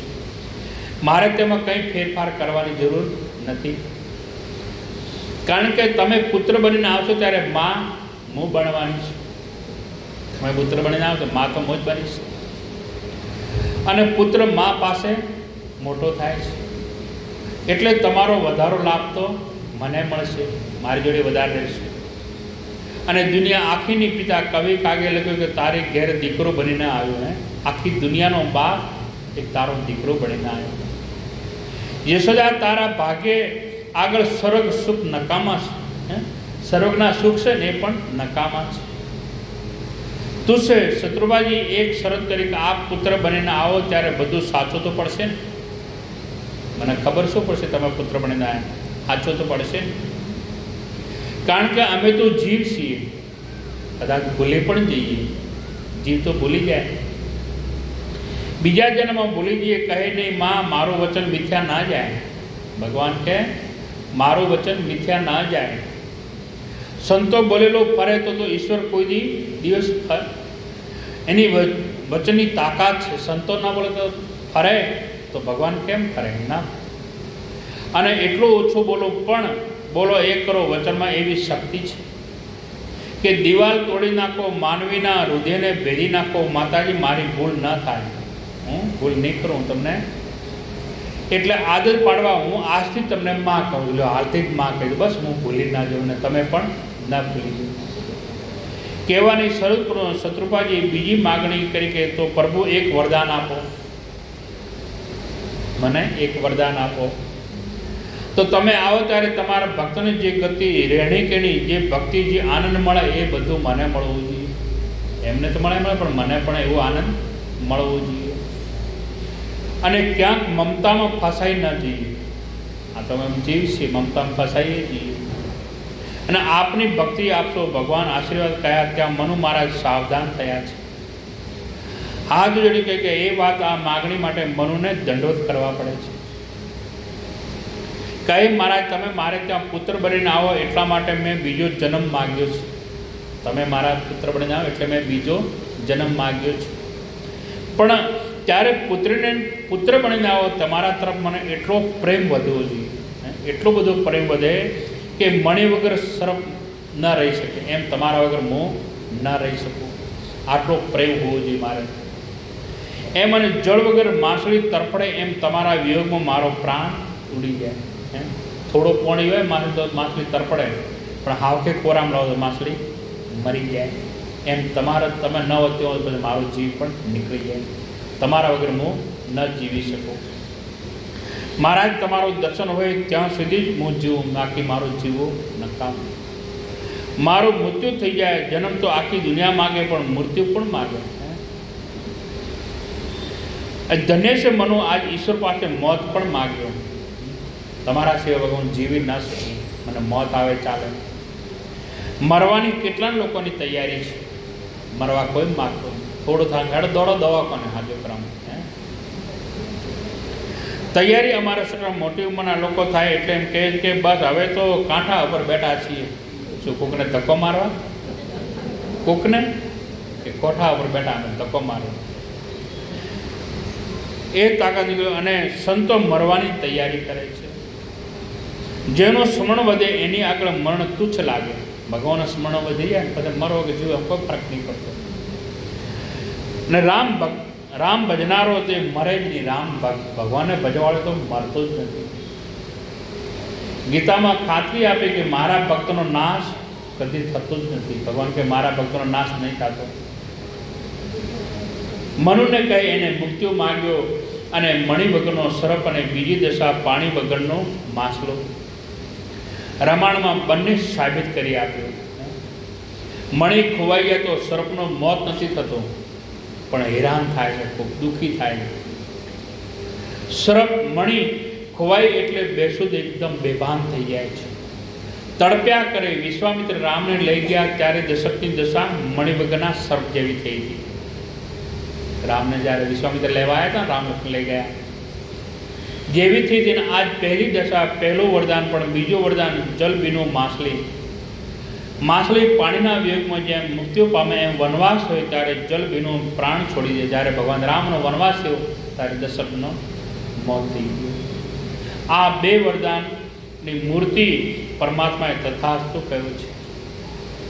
સૂચના આપી કે તમારો પરમદ હજી બાકી છે, તમારો હજી જીવન થોડું બાકી છે, માટે સંતો સાથે નિવાસ કરો.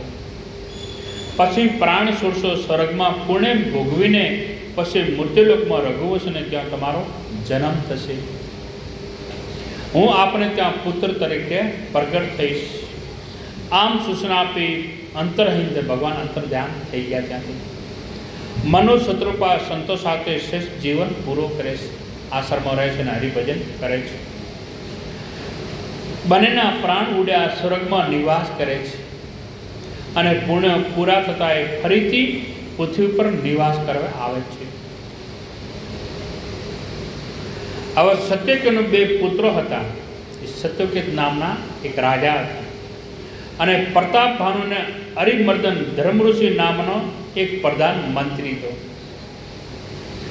જેને ધર્મમાં ખૂબ જ રુચિ હતી, પ્રીતિ હતી. સત્યકેતુ ઉંમરલાયક થયા હતા એટલી એમને નિર્ણય કર્યો કે મારા પ્રતાપ ભાનુને ગાદી સોંપીને હું વનમાં હરિભજન કરીશ.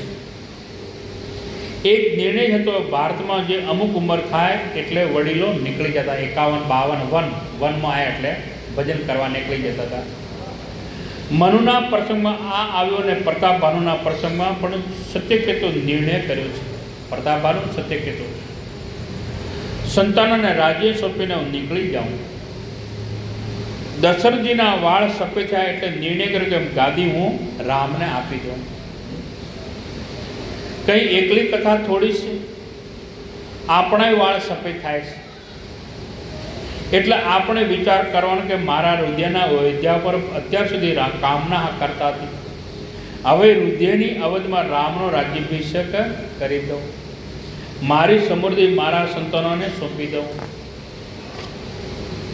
હું રામને શંકરને જેવું આપણા ભારતમાં ગુજરાતમાં કહેવાય છે કે થાળીમાં ભાત પીરસાય પછી મિષ્ટાન લેવાય નહીં. ધોળા ભાત આવી ગયેલા ભાઈ બધું પૂરું, ભલે ભૂખ્યા હોય તો ભૂખ્યા, પછી કોઈ મીઠાઈ કે લાડવા હાલવા આવે ના આવે, ભાત આવ્યા પછી ના આવે.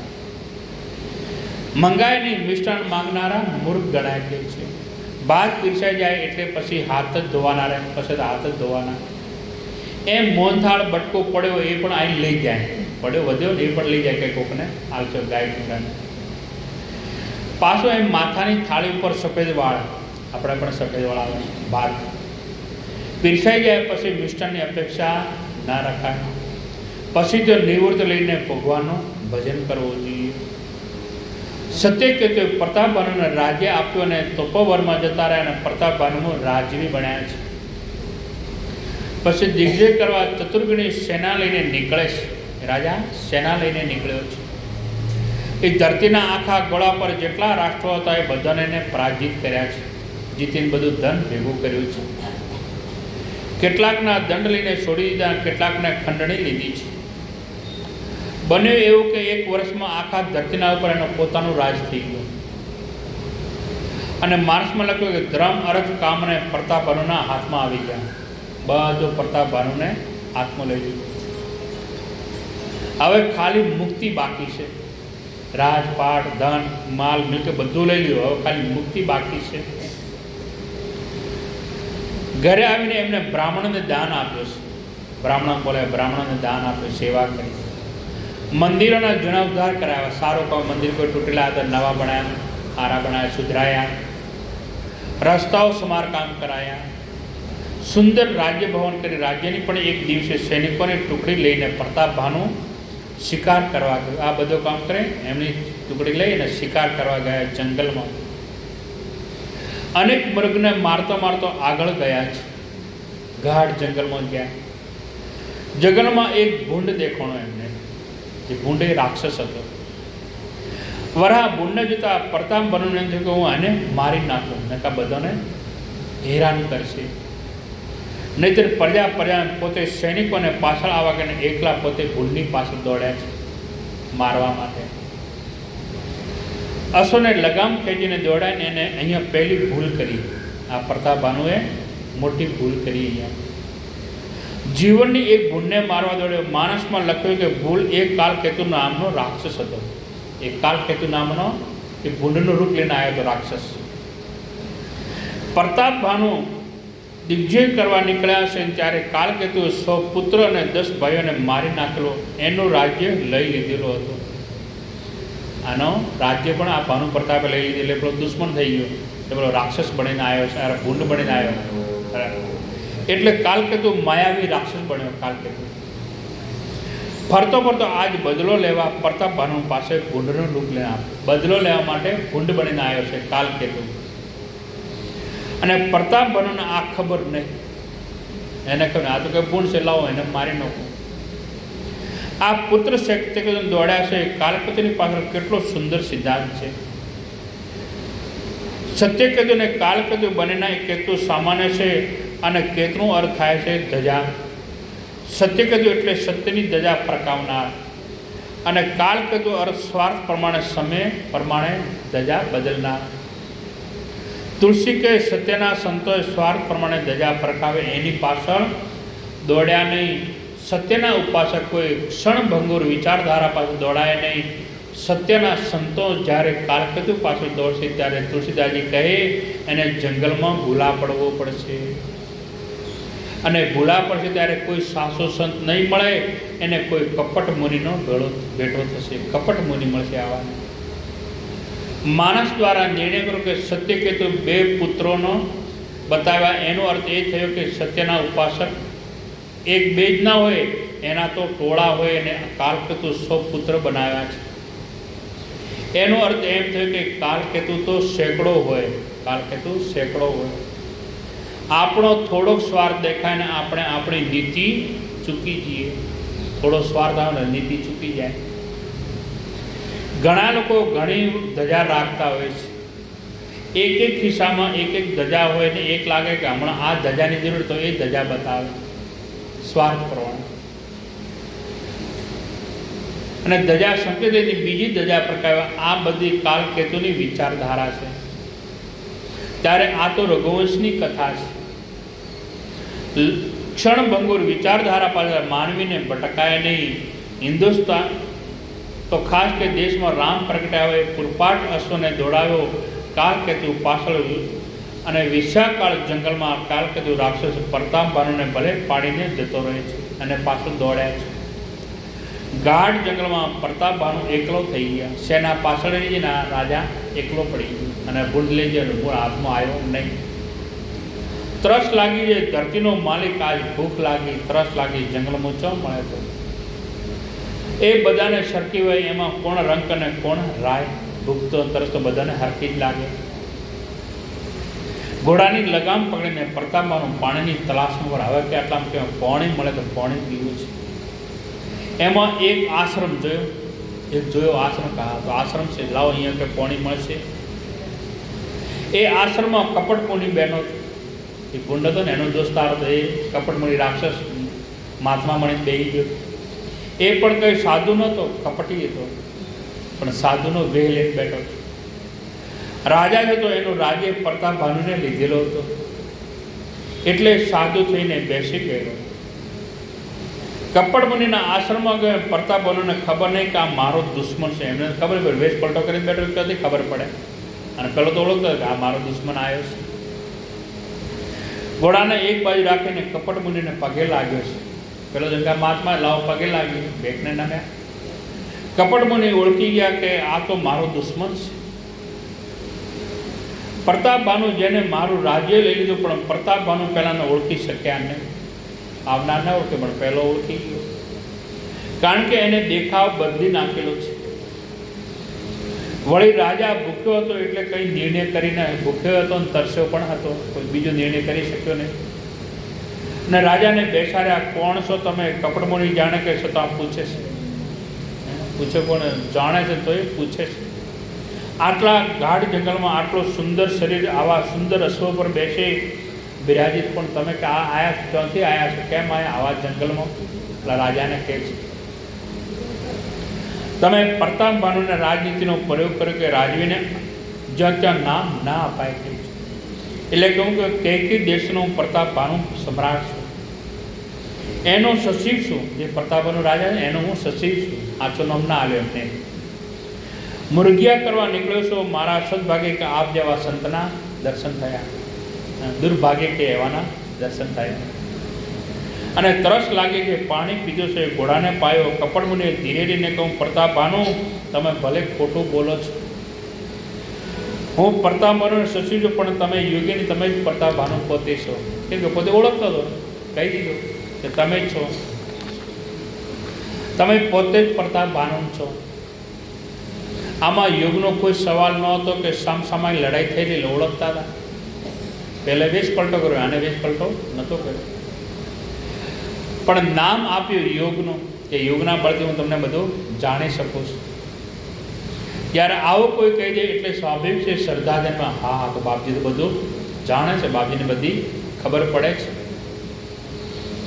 બાપજી મને ઓળખી ગયા છે કે હા, તપના પ્રભાવથી આખી દુનિયાને હું ઓળખું છું અહીંયા બેઠો બેઠો. પણ આ તો કોણ કપટી? અહીંયા બેઠા બેઠા જાણો છો કપટમુનિની બધી જાહેરાતો હવે મોટી જ હોય એમની તો. રામાયણમાં 2 કપટમુનિ આવ્યા છે. એક અત્યારે જેનું પ્રકરણ હાલ એક કપટમુનિ આવ્યા છે, અને બીજો હનુમાનજીના માર્ગમાં વિઘ્ન કરવા આવેલા કાલનેમી.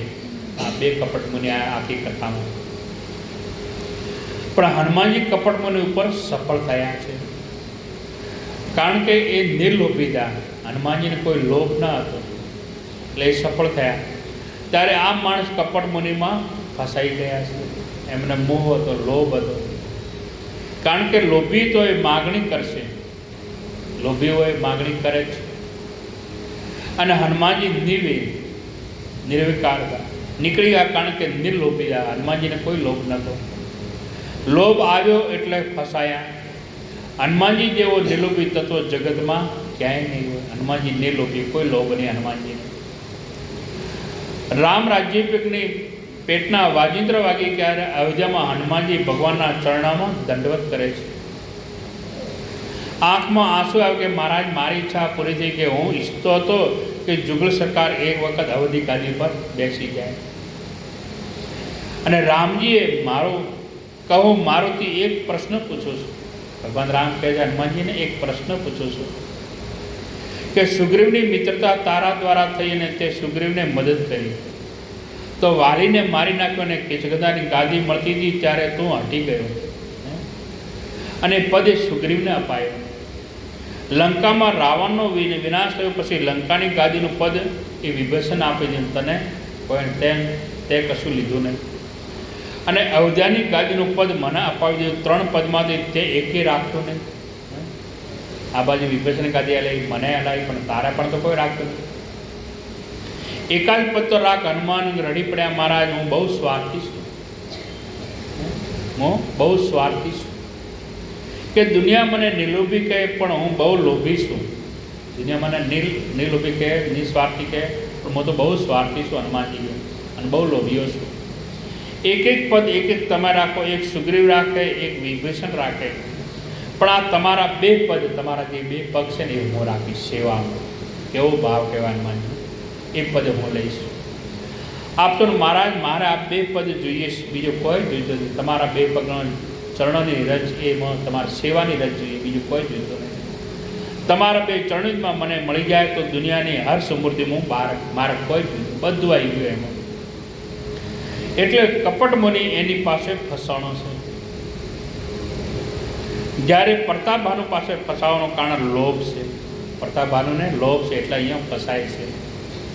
અને કહો બાપજી આપ મને ઓળખી ગયા છો, બધું જાણો છો ને જગતમાં કોઈને મુલાકાત આપતું જ નહીં. લો હું તો કે જગતમાં કોઈની મુલાકાત પણ અમે બેઠા બેઠા બધું જાણું છું. આજે તમારા સદભાગે કે આપણી મુલાકાત થઈ. પ્રતાપભાનુ આનંદમાં આવી ગયો અને બોલે બાપજી માફ કરશો, આપનું નામ કહેશો. કે બાપજી તમારું નામ શું? બોલે અમારે નામથી શું લેવા દેવા? કપટ મુનિ નામ આલે ને સાચું, અમે તો આમ બેઠા છીએ. કંઈક તો કહે કે પ્રતાપભાનુ કહે એ અર્થ એક તનુ એટલે એક શરીર, મતલબ એટલે કે એમ કે બ્રહ્માએ જ્યારે બ્રહ્માએ સૃષ્ટિ ઉત્પન્ન કરી ત્યારે પહેલો મને ઉત્પન્ન કર્યો હતો. બધું ગપ્પો. કપટ મુનિનો ધડાકો આવો જ હોય છે. જ્યારે બધાને ઉત્પન્ન કરે એના પહેલાં મને ઉત્પન્ન કર્યો હતો બ્રહ્માજી. અને જગતમાં જેટલા જન્મ્યા છે બધાને મરવું પડે છે, મારે મરવું પડતું નથી. હું તો અમર છું. ત્યારથી અહીં બેઠો છું ને મારે મરવું પડતું નથી. મારી અવસ્થામાં ફેરફાર નથી, મારે ગડપણ પણ નહીં આવતું, એવો નહીં અવસ્થામાં રહું છું. આટલું બધું લાંબો આયુષ બતાવ્યું કે મારે મરવું પડતું નથી. હું તો અમર છું, કારણ કે કાળને મેં કાબૂમાં લીધો છે. અને આ બધો ભજનનો પ્રતાપ છે. બધો ખોટો, કોઈ ભજન નહીં, પણ બધો ખોટો કહીને પેલાને ભ્રમાવે છે. પ્રતાપભાનુ કહે બાપજી મારા કેટલા પુણ્ય કે તમારા જેવા સંતના મને દર્શન થયા. મહારાજની એટલી કે મને કોઈ તરફની લાગણી થાય નહીં, પણ જેમ પિતાને પુત્ર તરફ લાગણી થાય એવી આ તાકાત લાગણી આજ મને તમારા પ્રત્યે બહુ લાગણી છે. માટે શું આપું? આખી ધરતીનો માલિક હતો પ્રતાપભાનુ, આખા ધરતીનો માલિક હતો, પણ છતાં અહીંયા માગવા આવ્યો છે. મને માગવાનું શું બાકી હોય? તો માગે કે આલે. તો પણ જ્યાં કપટીએ કહું એટલે માગવાનું ચાલુ કર્યું.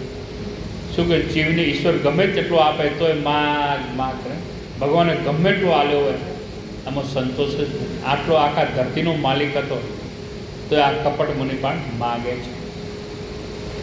ભીખ માગવાનું બંધ કરતો નથી. ઘણા તો મહાત્માઓ પાસે આંકડા માગે,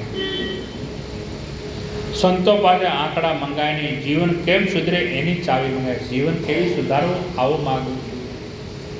લોકો મોટા ભાગે ભક્તિ પદાર્થ માટે કરે.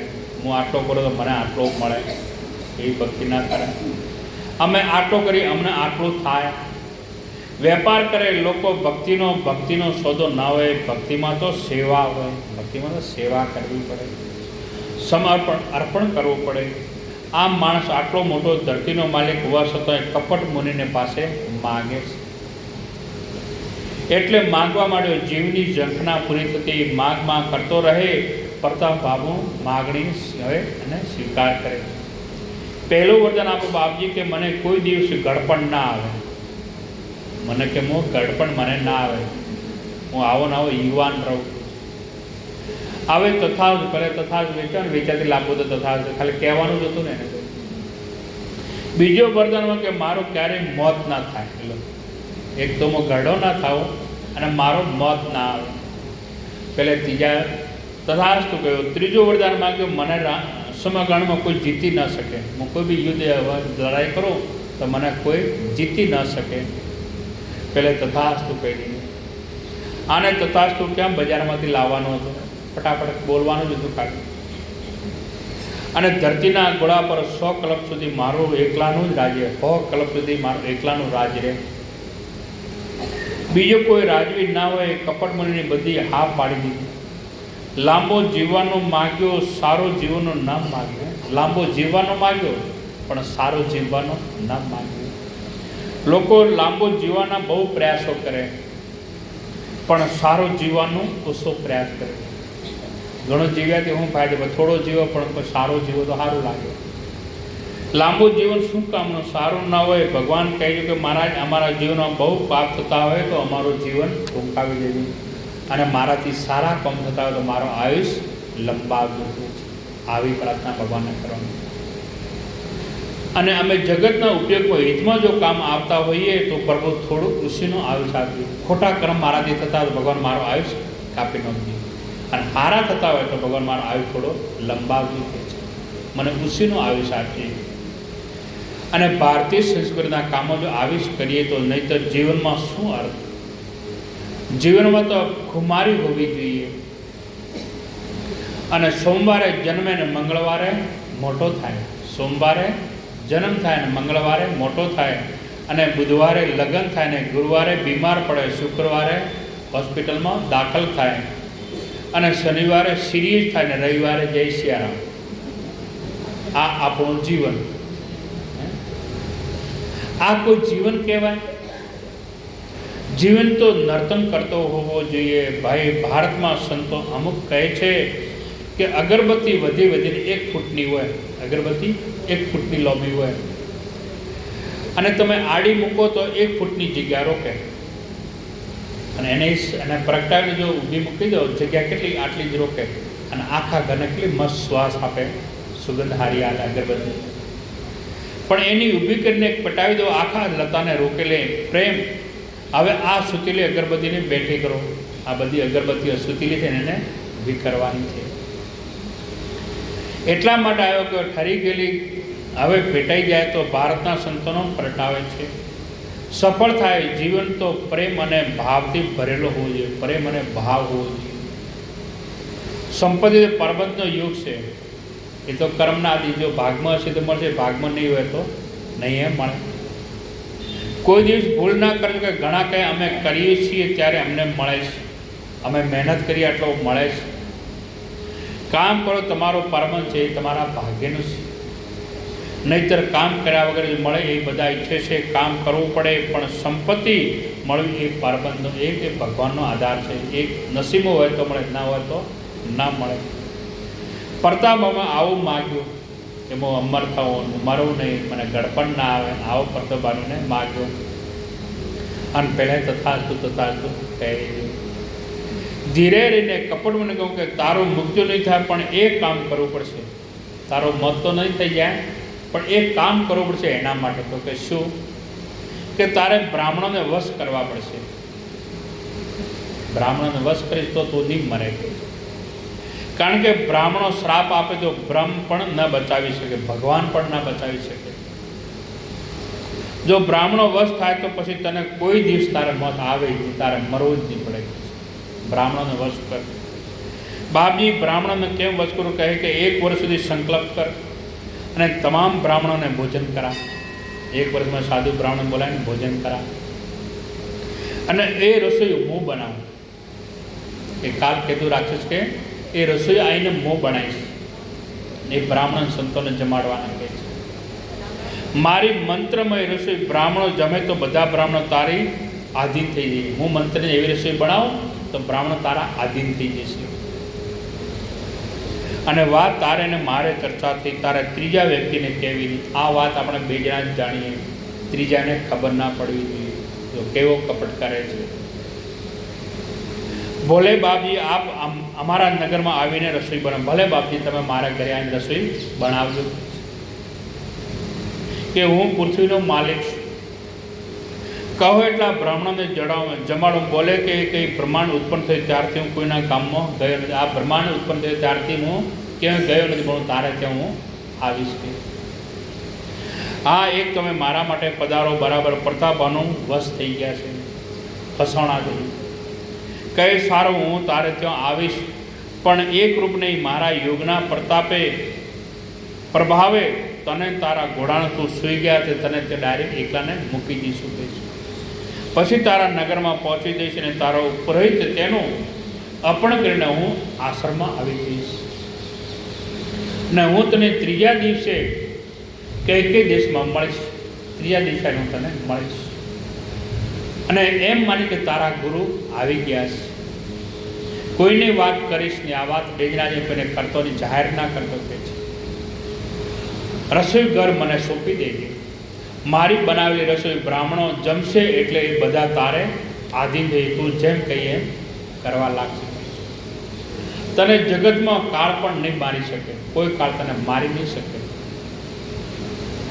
કુસંગ પ્રતાપભાનું લપટાઈ ગયો છે અને કપટ મને કેમ ઊંઘ આવે એ તો મોટી મોટી વાતો જ કરતો.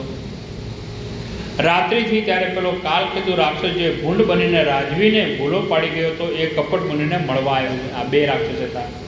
આ ભૂંડ જે હતો ને એને મળવા આવ્યો છે, કારણ કે બંને મિત્રો હતા, કાલકેતુ ને કપટ મુનિ. અને આપણો દુશ્મન કે પ્રતાપભાનું આજકાલ જંગલમાં ફરે કે શાંતિ રાખે ઓય જ છે આવેલો. કે કપટ મુનિ કે ઓય જ આવેલો છે, આશ્રમમાં આવી ગયો છે ને એ બદલો લેવા માટે મેં બધી યુક્તિ કરીશ. બદલો લેવા માટે, આપણા ગુમાવેલા રાજ્યો પાછા લેવા માટે યુક્તિ કરી. શું કહે, મારામાં તો કંઈ નથી, પણ તમે માયાવી છો. પેલા ભૂંડને કીધું તો માયાવી છે. પ્રતાપભાનુનો અહંકાર કરીને એના શયનખંડમાં સોડાવી આવો. એટલો ઘોડાને મૂકી આવો. એને ઊંઘવાનું હતી કે ડાયરેક્ટ એને ઘરે મેલી આવો, ઘોડાને ના રાજાને. અને એના ઉપરોહિતનું અપહરણ કેટલા એને જે હતો ને પેલો માણસ રાખેલો ખાસ પ્રધાન, એને કે તું પકડીને લાવી દઈએ. એ બધે ચાવો કરી દે છે આપણને, પહેલાંથી એનો રસ્તો કરી દે. લાવો ને તમે એના ઉપરોહિતની સૈયામાં સૂઈ જજો, એને લાવી દેજો અને તમે રોકાઈ દેજો. ત્રીજા દિવસે પ્રતાપભાનુને મળજો. આવી રીતની રસોઈ કરજો. કે આવી રીતે તમે રસોઈ કરજો. અને બ્રાહ્મણો શ્રાપ આપે તો પ્રતાપભાનુનું મુક્તિ થઈ જાય. બધું રાજપાટ આપણે લઈ લઈએ. આ આપણા ગુમાયેલા રાજ્યો આપણને પાછા મળે છે. આ ષડયંત્ર રચાયેલ માયાવી રાક્ષસે પ્રતાપભાનુને એના ઘોડાને કઈ દેશમાં પહોંચાડી દીધા. તો જાદુમાં રાક્ષસ બધું જાણતો હતો, તંત્ર મંત્ર. અને પેલો ઘરે આવ્યો, હા કે મને ગુરુ મહારાજ કેવું કરજો, મારે ચાલવું ના પડે, ડાયરેક્ટ ઘરે મૂકી ગયા ઊંઘમાં. અને કાલપતિ પોતે ઉપરેજના પથારીમાં સૂઈ ગયો. અને ભગવાન યજ્ઞવલ્લભજી મહારાજ સવાર પડે ત્યારે પ્રતાપને રાજભવનમાં જોયું. હવે તો કોઈ માણસને શ્રદ્ધા બેસી જાય તો મારા ગુરુદેવ મને પહોંચાડી દીધું છે. કોઈને ખબર ન પડે. અશ્વ પર બેસી રાત્રિના અંધકારમાં શહેરની બહાર નીકળ્યો છે. 2 પ્રહાર દિવસ ચડ્યા પછી ધામધૂમથી આવેલ લોકોને સામેળો કર્યો છે. અને પ્રતાપભાનુને દિવસો વીતતા નથી ત્યારે 3 દિવસ પૂરા થયા છે. અને ક્યારે મારા ગુરુદેવ આવે ને ત્યારે 3 દિવસ થાય છે. કાલકેતુ ઉપરોહિતના રૂપમાં પ્રતાપભાનુને મળ્યા કે કોઈને કહેશો નહીં. અને રસોઈ ઈશ્વર કે આ રસોઈનો રસોડો કે મને સોંપો. આ એનો રાક્ષસ આવ્યો, રસોઈ ઘર સોંપે. રાક્ષસે માયાવી રસોઈ બનાવી છે. રાક્ષસ તો માયાવી એટલે માંસ નાખીને રસોઈ બનાવી. અને બ્રાહ્મણોને મૃગને માંસ નાખ્યા છે. મૃગના બનાવ્યા માંસ લાઈને નાખ્યા રસોઈમાં. અને પ્રતાપભાનુને ખબર નહીં. આ પ્રતાપભાનુ જાણતો એને કોઈ ખબર નહીં. તમામ બ્રાહ્મણો જમવા આવ્યા છે, પીરસાયું. અને જ્યાં બ્રાહ્મણો ભોજન કરવાની તૈયારી કરે ત્યાં આકાશવાણી થઈ. જ્યાં તૈયારી કરો, અંજલિ લીધી હાથમાં અને જેવો કોળે મૂકવા ખાવાનું કરે આકાશવાણી થઈ કે હે બે દેવો ઊભા થઈ જાઓ, કે આ ભોજન ના કરશો. ભોજન મૂકવા મૂકશો નહીં. વૈદિક વાડીમાં આ તમે ભ્રષ્ટ થઈ જશો, આ ભોજન ખાવા લાયક નથી. અને આ તમને છેતરવાનો પ્રયાસ કર્યો છે. બ્રાહ્મણો કોળિયા મૂકીને ઊભા થઈ ગયા, મૂકી ગયા, ના જમે ઊભા થઈ ગયા બ્રાહ્મણો, અને હાહાકાર મચી ગયો. અને પ્રતાપભાજુને એકદમ પ્રતાપભાનું ધ્રુજવા લાગ્યો. આ શું થયું? મેં તો બ્રાહ્મણને ભોજન કર્યું, પણ એને ખબર નથી બિચારા પ્રતાપભાનું કરવાવાળો પેલો બધો રાક્ષસ હતો. અને તમામ બ્રાહ્મણો એને શ્રાપ આપ્યો રાજાને કે રાજવી અમને ભોજન કરવા બોલાવીને તારે અમને ધર્મભ્રષ્ટ કરવા હતા. કારણ હતા કે અમારો શ્રાપ છે કે જ્યાં તારા કુળનો 1 વર્ષમાં સંપૂર્ણ નાશ થઈ ગયો. આ શ્રાપ આલ્યો બ્રાહ્મણે, તારા કુળમાં કોઈ પાણી પાનારો નહીં રહે, બધા મરી જશે. અને તારા કુળમાં કોઈ શ્રાદ્ધ કરનારો નહીં રહે, અને તારું આખું કુળ આવતા જન્મમાં રાક્ષસ બનશે. આમાં તો મરી જાય, પણ આવતા વર્ષમાં તારું આખું કુળ રાક્ષસ બની જશે. એક જન્મ ધારણ કરીને આમ કહીને બ્રાહ્મણો શ્રાપ આપે. પ્રતાપભાનું રડવા લાગ્યા. અરે તો સારું કરવા ગયો, ના તો ઉપરથી શ્રાપ મળે. રસોડામાં જઈને જોયું તો કાલકેતુ બાજી સમટીને નાહી ગયો. જે રાક્ષસ આવ્યો રસોઈ બને તો નાહી ગયો. બીજી વાર આકાશવાણી થઈ કે બ્રાહ્મણો પ્રતાપભાનો દોષ નથી, કારણ કે આનો દોષ નથી, દોષ દેનાર એ તો નાહી ગયો છે. અને એ તો સુગમ કુસંગમાં લપટાયેલો, બાકી એ તો ઈરાદા અને તમને દ્રષ્ટ પ્રયોગ કરવાનો નહોતો. એનો ઈરાદો કોઈ ધર્મ કરવાનો નહોતો, પણ એ કરવાવાળો તો બીજો હતો. હવે એના ઉપર કરુણા કરો, એના ઉપર તમે દયા કરો. બ્રાહ્મણો એને કીધું આકાશવાણી. બ્રાહ્મણ કહે અમારા મુખમાંથી ગયા એટલે 1 વર્ષમાં મુક્તિ થશે. શબ્દ બોલાઈ ગયો, એ મોત તો થવાનું છે. આવતા જન્મમાં રાક્ષસ પણ બનવું પડશે, પણ એક ફેર થશે. શું? કે તારી પાસે ત્યારે એટલો વૈભવ અને બળ આવશે કે તમારા દેવતાઓ તમારે તાબે છે. તમે એટલા બળવાન થશો રાક્ષસ કે દેવતાઓ પણ તમારા ઘેર નોકર તરીકે રાખત રહેશે. એટલા બળવાન તો દેવતાઓ તમારા આધીન રહે. મોટા મોટા ફાયદા થશે. તારો મૃત્યુ ભગવાન રામના હાથે થશે. તારો મોત ભગવાનના હાથથી થાય એટલે મુક્તિ મળશે. ઈશ્વર તને મારવા માટે તારા ગામમાં પાદરમાં આવશે, અને ઈશ્વરના હાથે મરીને તું મુક્તિ થઈશ, તો તારો મુક્તિ થઈ જાય. આમ કહીને બ્રાહ્મણો ત્યાંથી જતા રહ્યા છે. પ્રતાપભાનુને આમ આશીર્વાદ પ્રાપ્ત થયા. કાલકેતુ કપટમુનિ પાસે ગયો. બધા પ્રાચીન રાજાઓને પત્રો લખ્યા અને બધાને ભેગા કરી કૈકેયી દેશ ઉપર હુમલો કર્યો છે. અને પ્રતાપભાનુનો કુળ બધો નાશ થઈ ગયો, કેમ કે બ્રાહ્મણનો શ્રાપ હતો. બ્રાહ્મણના શ્રાપને લીધે અનેક વર્ષને અંતે પ્રતાપભાનુનો કુળ કોઈ પાણી પાનારો રહ્યો નહીં. અને બ્રાહ્મણનો શ્રાપ કેમ ખોટા પડે? હવે તુલસીદાસજી કે પ્રતાપભાનુ બીજા જન્મમાં રાવણ બન્યો છે. એનો ભાઈ અરિમર્દન બીજા જન્મમાં કુંભકર્ણ બન્યો છે. અને ધર્મરુચિ નામનો એનો પ્રધાનમંત્રી હતો, એ બીજા જન્મમાં બીજી માતાના પેટે જન્મ લઈને સંત વિભીષણ બન્યા છે. પ્રતાપભાનુના બીજા નાના મોટા માણસો હતા, એ નાના મોટા રાક્ષસો બન્યા છે બીજા જન્મમાં. પ્રતાપભાનુના બીજા નાના મોટા રાક્ષસો બન્યા છે, અને ધરતી ઉપર આખા રાજકુળને જન્મ આપ્યો છે. રામચરિત માનસમાં રામજીનો જન્મ થાય એના પહેલાં રાવણનો જન્મ થાય છે. રાવણ સમજાય તો પછી રામ સમજાય. તુલસીદાસજી કદાચ એમ કહેવા માગે કે પહેલાં રાવણ સમજાય તો જ રામ સમજાય. અંધકાર બરાબર ન ઓળખાય ત્યાં સુધી પ્રકાશની કોઈ કિંમત નથી. અંધારો ના હોય તો અજવાળાની શું કરવું પડે? માટે પહેલાં નિસ્વીર, પછી સૂર્યવંશ, પહેલાં રાત્રિના અંધકારના વંશ, અને પછી સૂર્યવંશમાં ભગવાન પ્રગટ થશે. માટે રાવણનો જન્મ પહેલાં બતાવ્યો છે. રાવણ, કુંભકર્ણ અને વિભીષણ આ ત્રણેય ભાઈઓ હિમાચલી તળેટીમાં તપ કરવા માંડ્યા છે. એની સાધના જોઈને બ્રહ્માજી આવ્યા અને રાવણને ઉપર પ્રસન્ન થયા અને માગણી કરી. તો આજનો દાડો રાવણને બધા ભાઈઓ તપ કરે છે, કાલે ભગવાન એમને પ્રસન્ન થશે ને વરદાન આવે. બોલીએ રામચંદ્ર ભગવાન કી. હવે આરતી.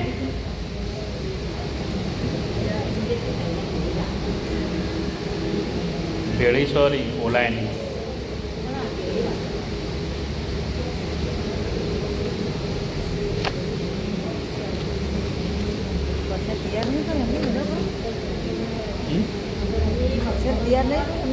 કરો કરો તૈયાર કરો ફટાફટ પહોંચ કરી દો.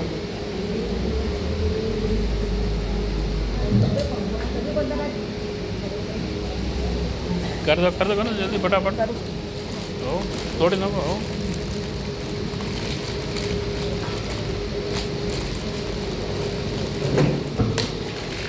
બોલે બાલ કૃષ્ણ લાલ કી